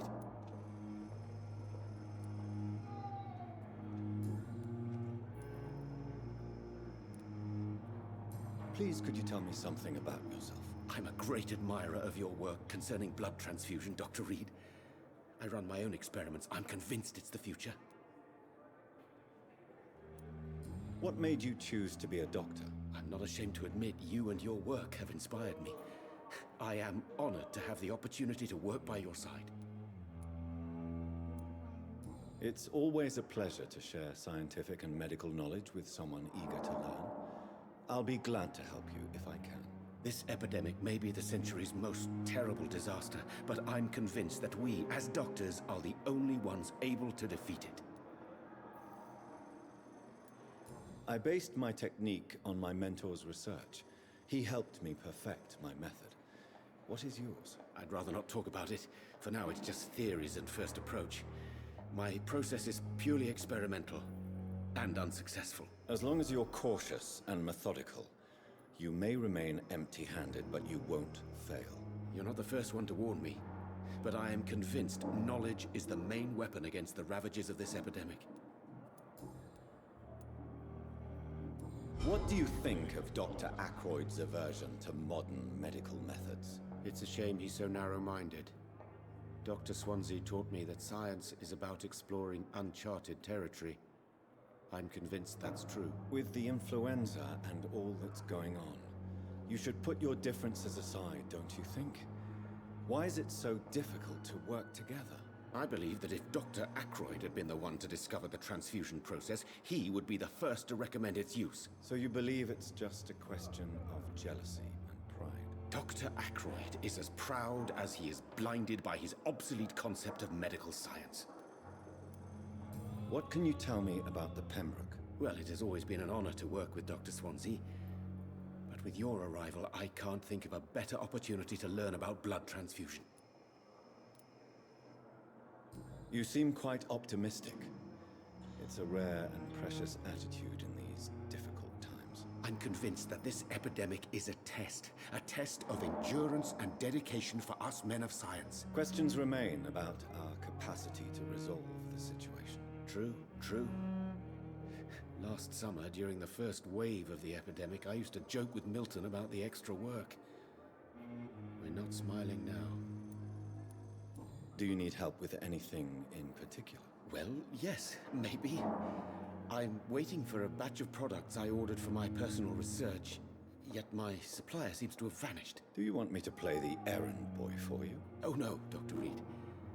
But if you went personally to his shop. What with your reputation and all, he wouldn't dare to refuse the products I need. I see. Well, give me the address, for I may pass by if I have time.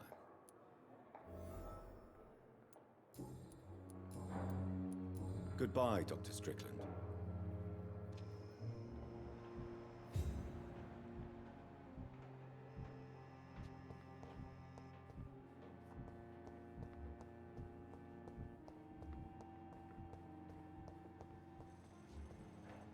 Thelma Howcroft said she was being watched by vampire hunters. Where are they hiding? I should investigate.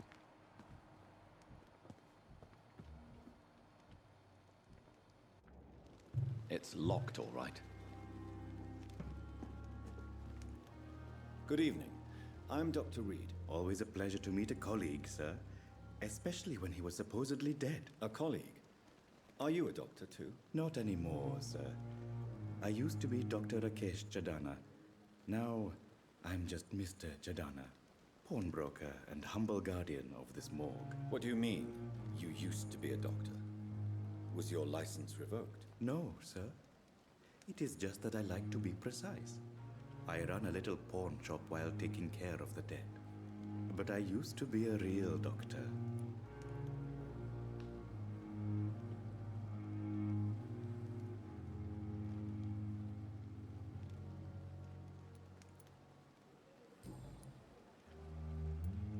Are you afraid or uneasy being surrounded by so many corpses? Why should I? These bodies are empty vessels. Flesh left to decay. Poof. No soul anymore. All gone.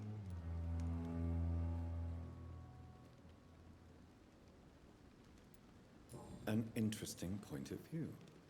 And quite an exotic one, too. Most people fear, or at least have a respect, for dead flesh. Sir, as a medic during the war, I learned to face my death and the death of others. It's the pain we have to tame, not death itself. How did you get this job? After I left the army, I worked as an undertaker down by the docks. A dangerous place with many an unpleasant business there. Milton Hooks helped me get a job here.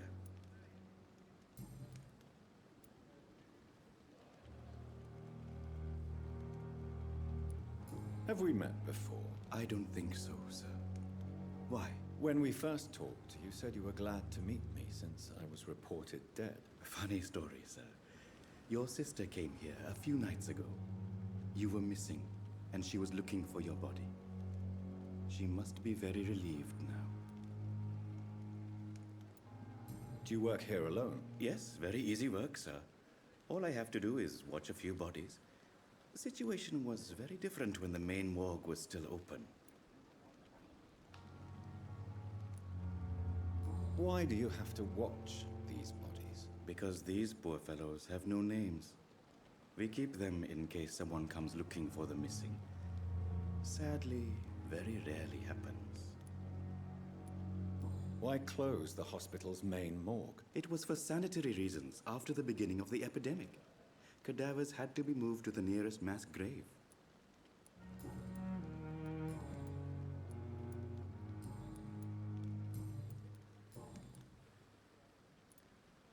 A pawnbroker? I expect you get all types of people here. Yes, sir. All kind of people. For I sell all kind of goods. Who comes here to trade with you? It's very unhygienic, even unsafe. Diseases can spread. For the customers, for the hospital. I'm very cautious, sir. I've been a doctor, remember? And all my clients are good people. In fact, I think I only know good people. What kind of goods? With the quarantine, it's not always easy to buy things. So I trade, I exchange. Some people sell, some others buy. I like to help. Since you're not afraid of dying, do you believe in life after death, Rakesh? No. I believe we must do all the good we can while alive. For our time is short, and the obstacles are endless. Do you think you would enjoy immortality as a concept? I don't think so. Don't mistake me. I love life, and I'd like to live a long life. But everything has to decay, sir. Even goodwill.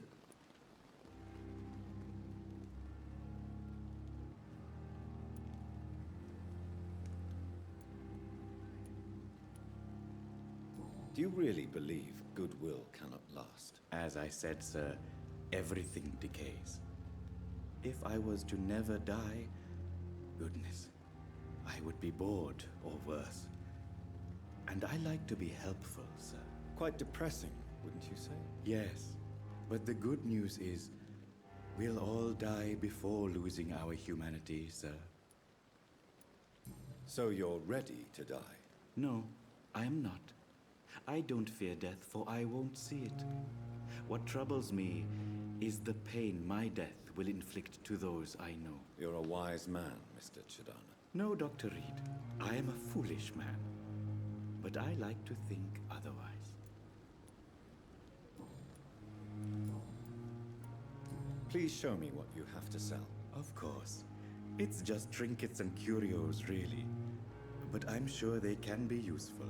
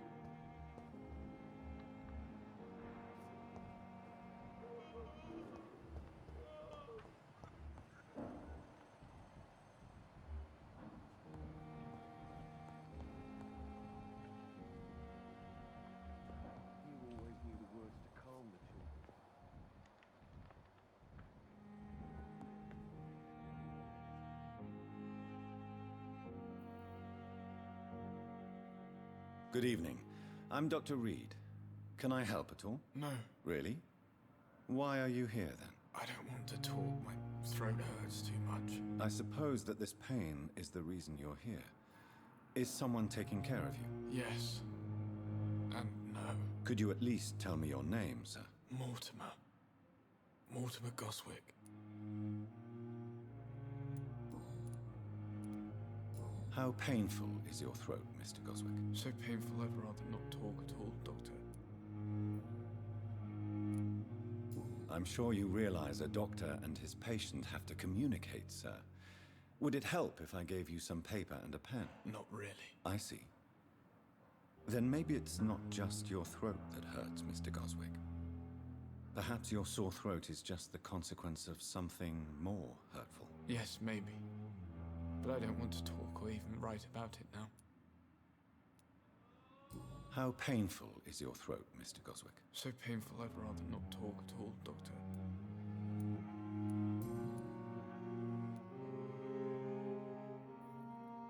How painful is your throat, Mr. Goswick? So painful I'd rather not talk at all, Doctor. I'll let you get some rest, then. I'm all right. Don't waste your time with me. Good evening, madam.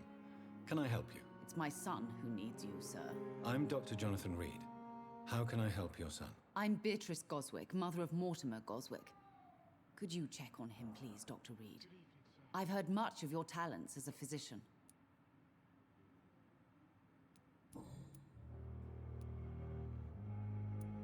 What can you tell me about yourself, Mrs. Goswick? Not much to say. Just take care of my Mortimer and I'll cover all the expenses. That's all that matters. May I ask if you have an occupation, Mrs. Goswick? I'm a teacher by profession. I teach young women who are more ambitious about their futures than their families. Are you really that rich?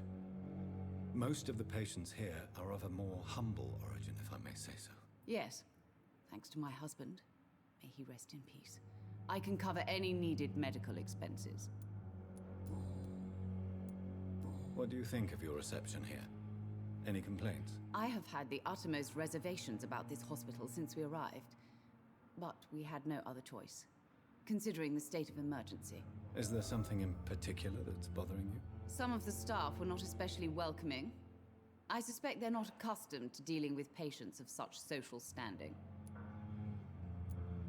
Tell me more about your arrival at the Pembroke Hospital. What gave you such a bad first impression? The ambulance driver was quite rude, for a start.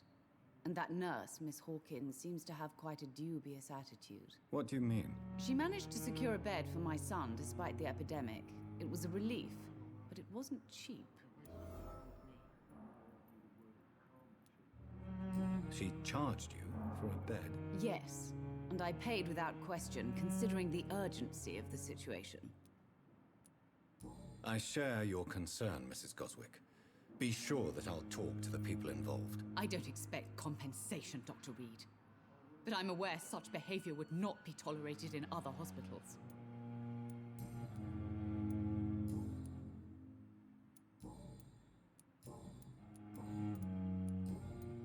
Goodbye, Mrs. Goswick. Sweet girl.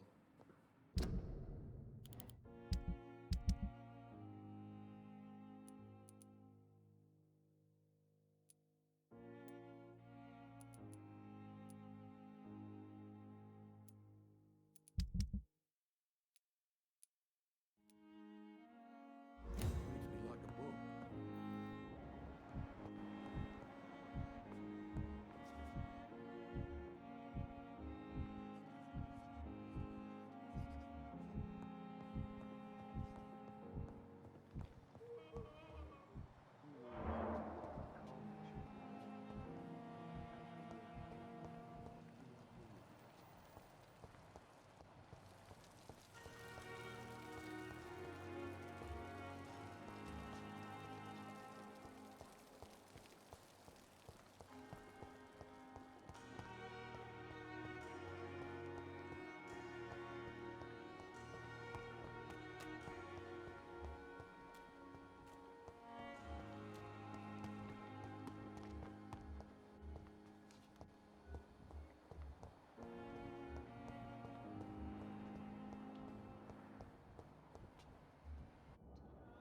Good evening, Nurse Hawkins. Good evening, Dr. Reid.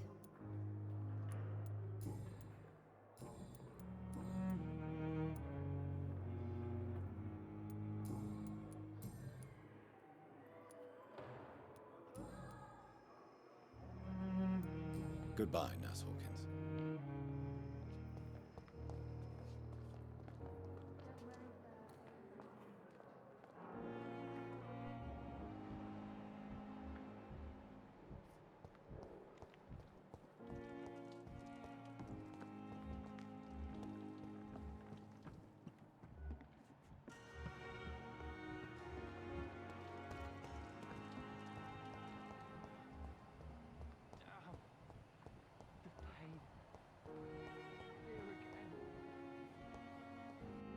It's locked.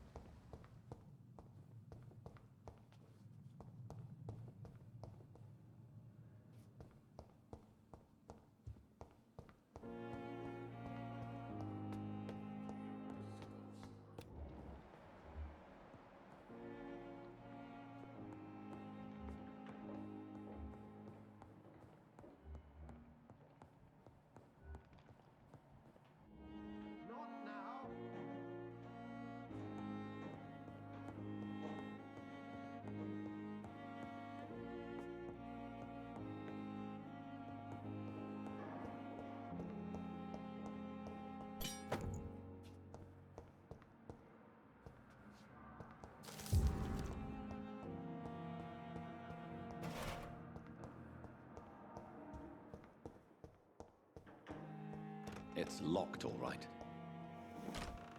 This must be the place. It's definitely away from prying eyes. Relegated to the shadows. A kingdom of my own. At least I won't be sleeping in a coffin.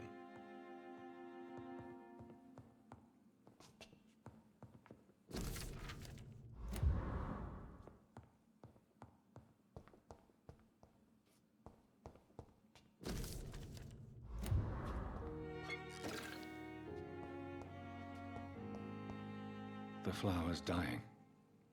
It needs water.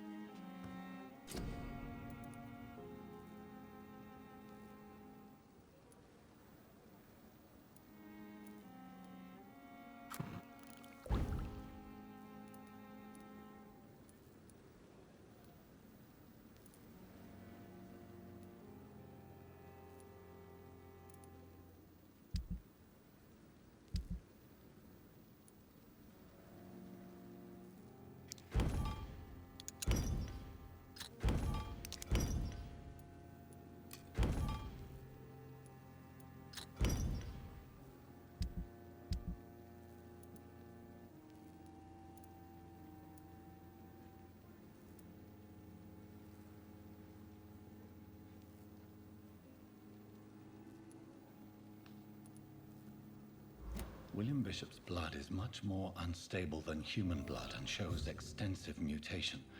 But this is not what happened to me. I must keep on searching. The sun is about to rise. I can feel it. I'll continue tomorrow night. I have so much time now.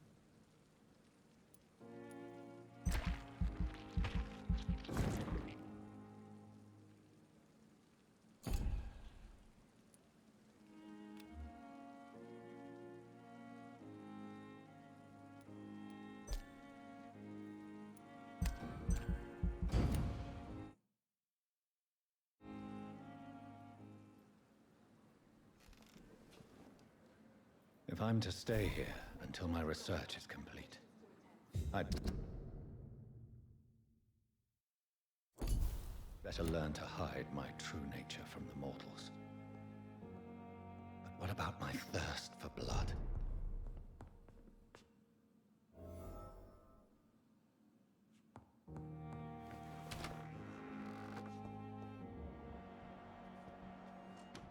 Come on, I don't have all night. Yes, Nurse Crane? How can I help you? I'm so sorry. I know Dr. Swansea wanted you to rest, but we have somewhat of a crisis. A crisis, you say? Our supply of antiseptics is nearly depleted. I was hoping there was another box up here, but...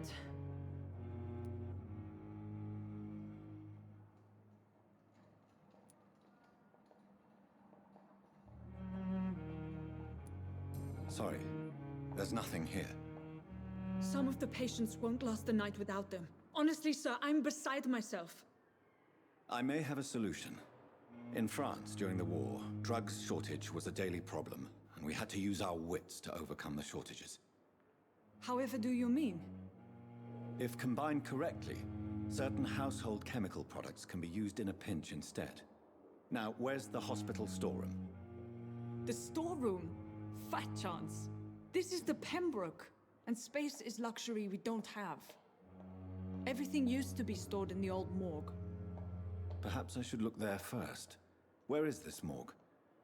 It's the large building behind the hospital. You'll need to go in the back door because it's been sealed off for sanitary reasons.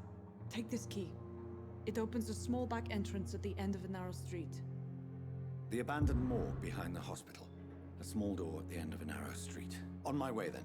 Thank you, nurse. It's locked.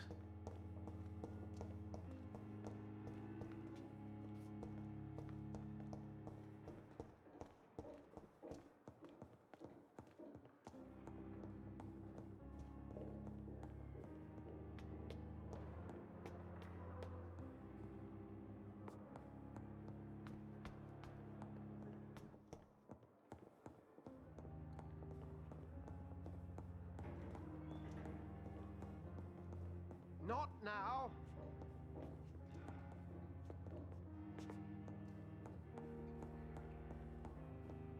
I cannot enter.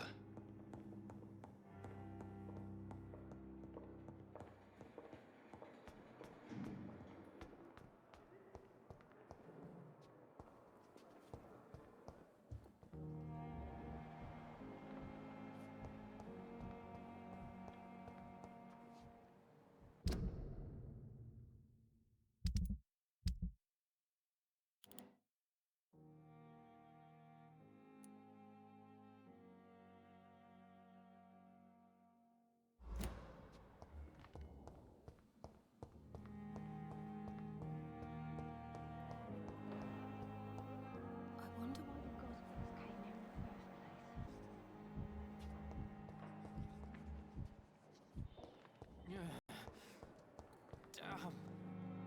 The pain. It's locked. Here again.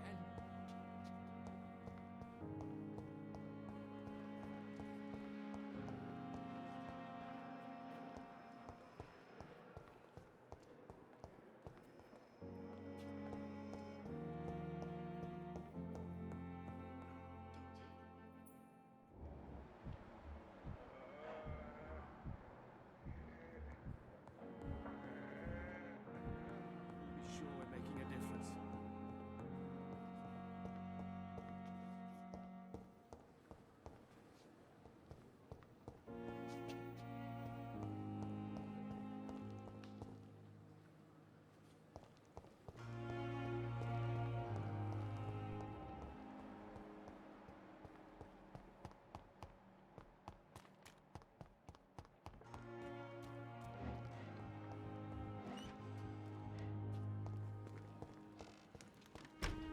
I cannot enter.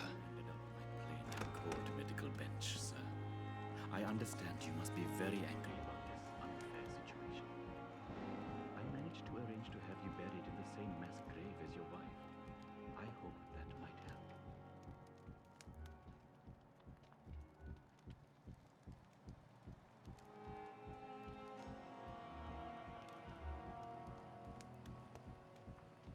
It's locked, all right.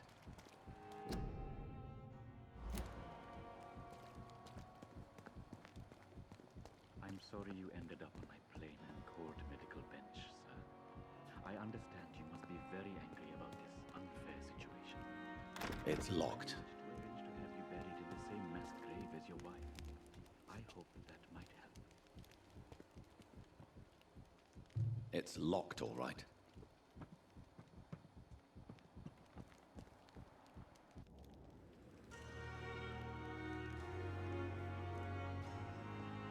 I cannot enter.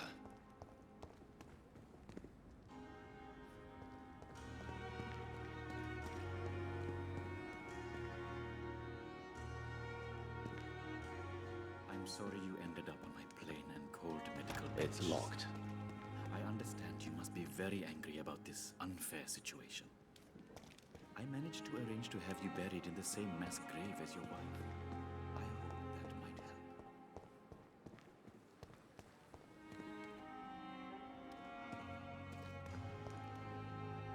It's locked, all right.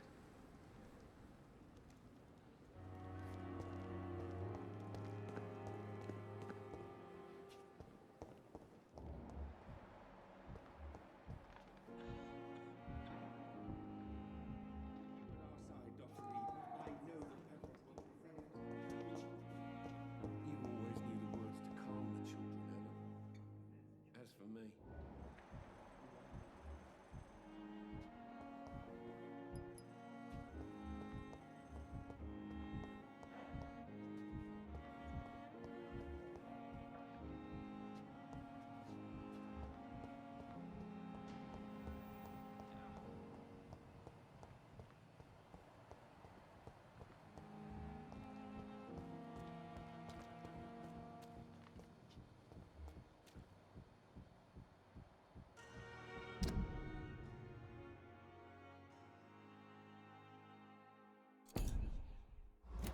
I'm sorry you ended up on my plain and cold medical bench.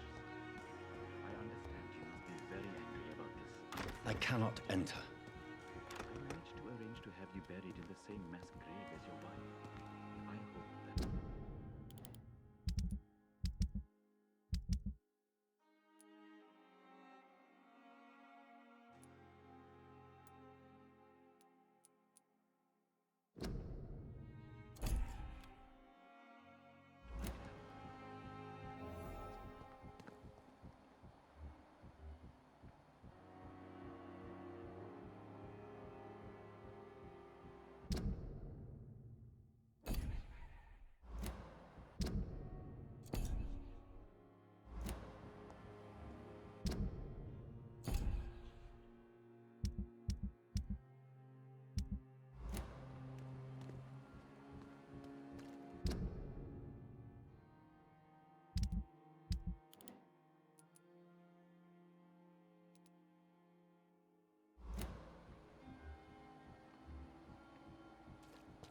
I'm sorry you ended up on my plain and cold medical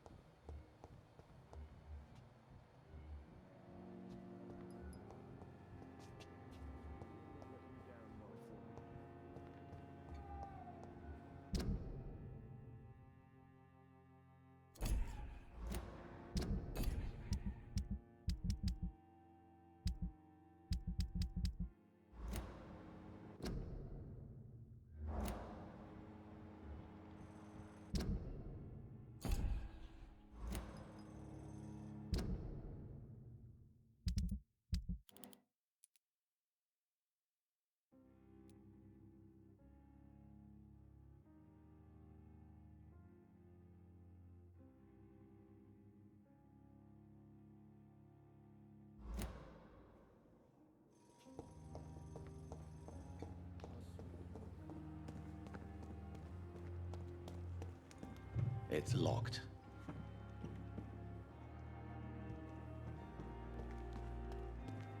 It's locked. I'm sorry you ended up on my plain and cold medical bench, sir. I understand you must be very angry about this unfair situation. I managed to arrange to have you buried in the same mass grave as your wife. I hope that might help.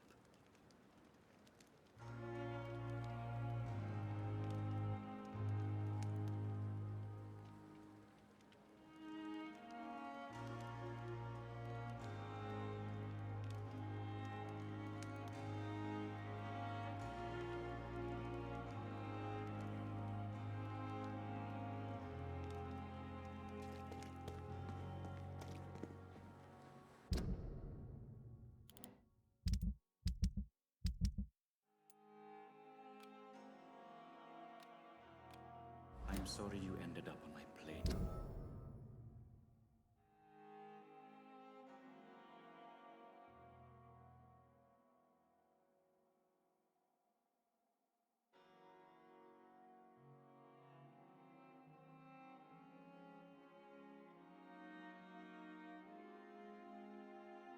Called medical bench, sir.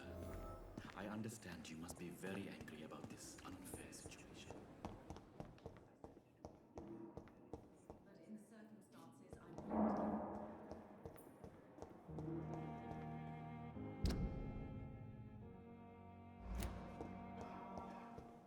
With you at our side, Dr. Reid, I know that Pembroke will prevail and survive.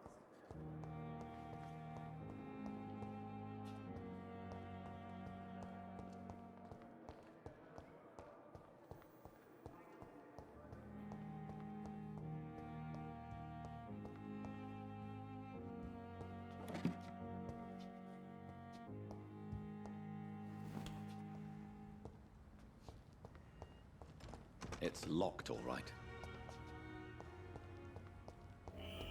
Skal voices in the garden. I should investigate. If they were to find somebody.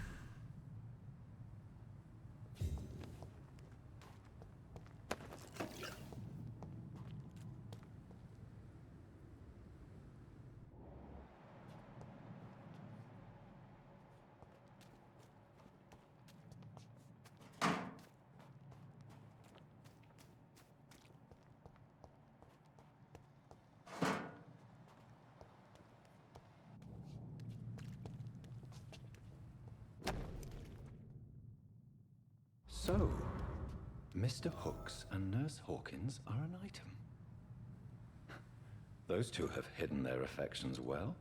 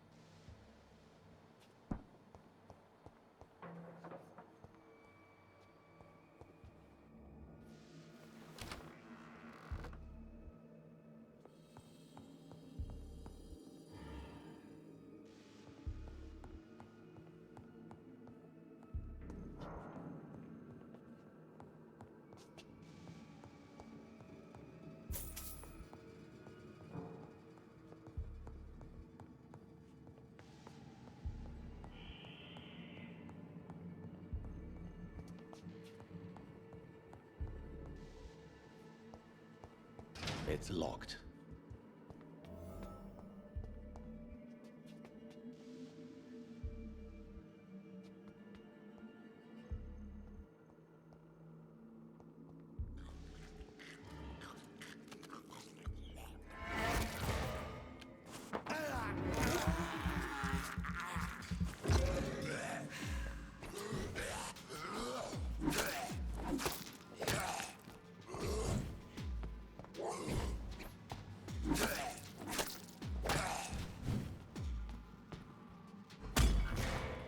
Behavior is similar to the infected William Bishop. Must be the same strain. This sickness moves faster than influenza.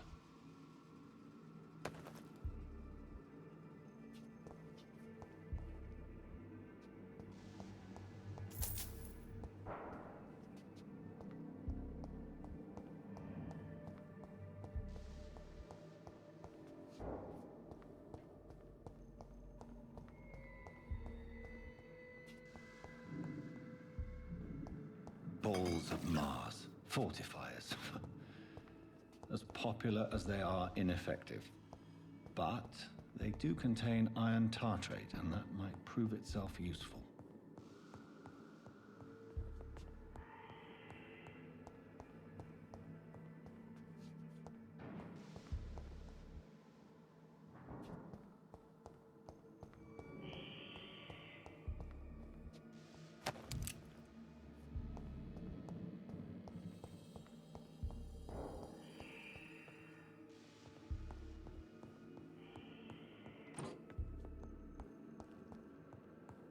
This key will surely grant me access to the basement.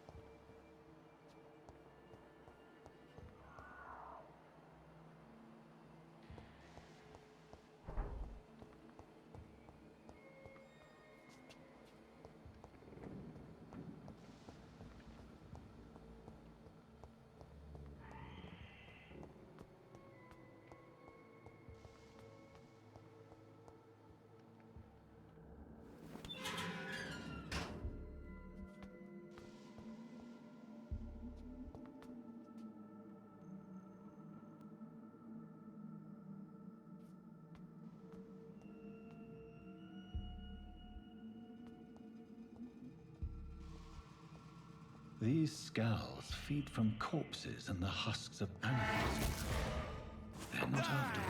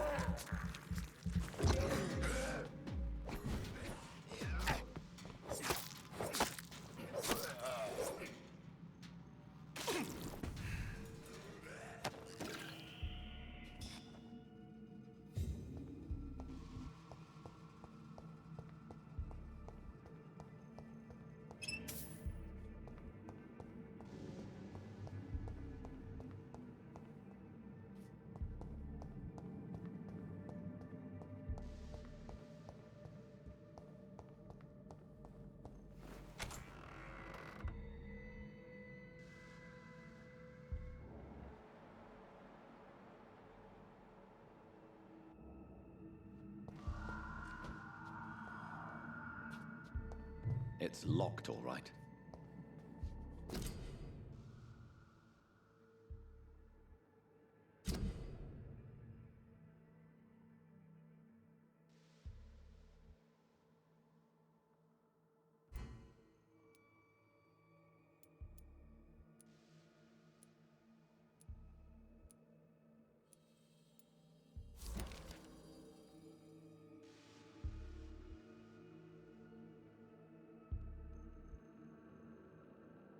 Mr. Connor's injuries don't match the report. I'd better look into this.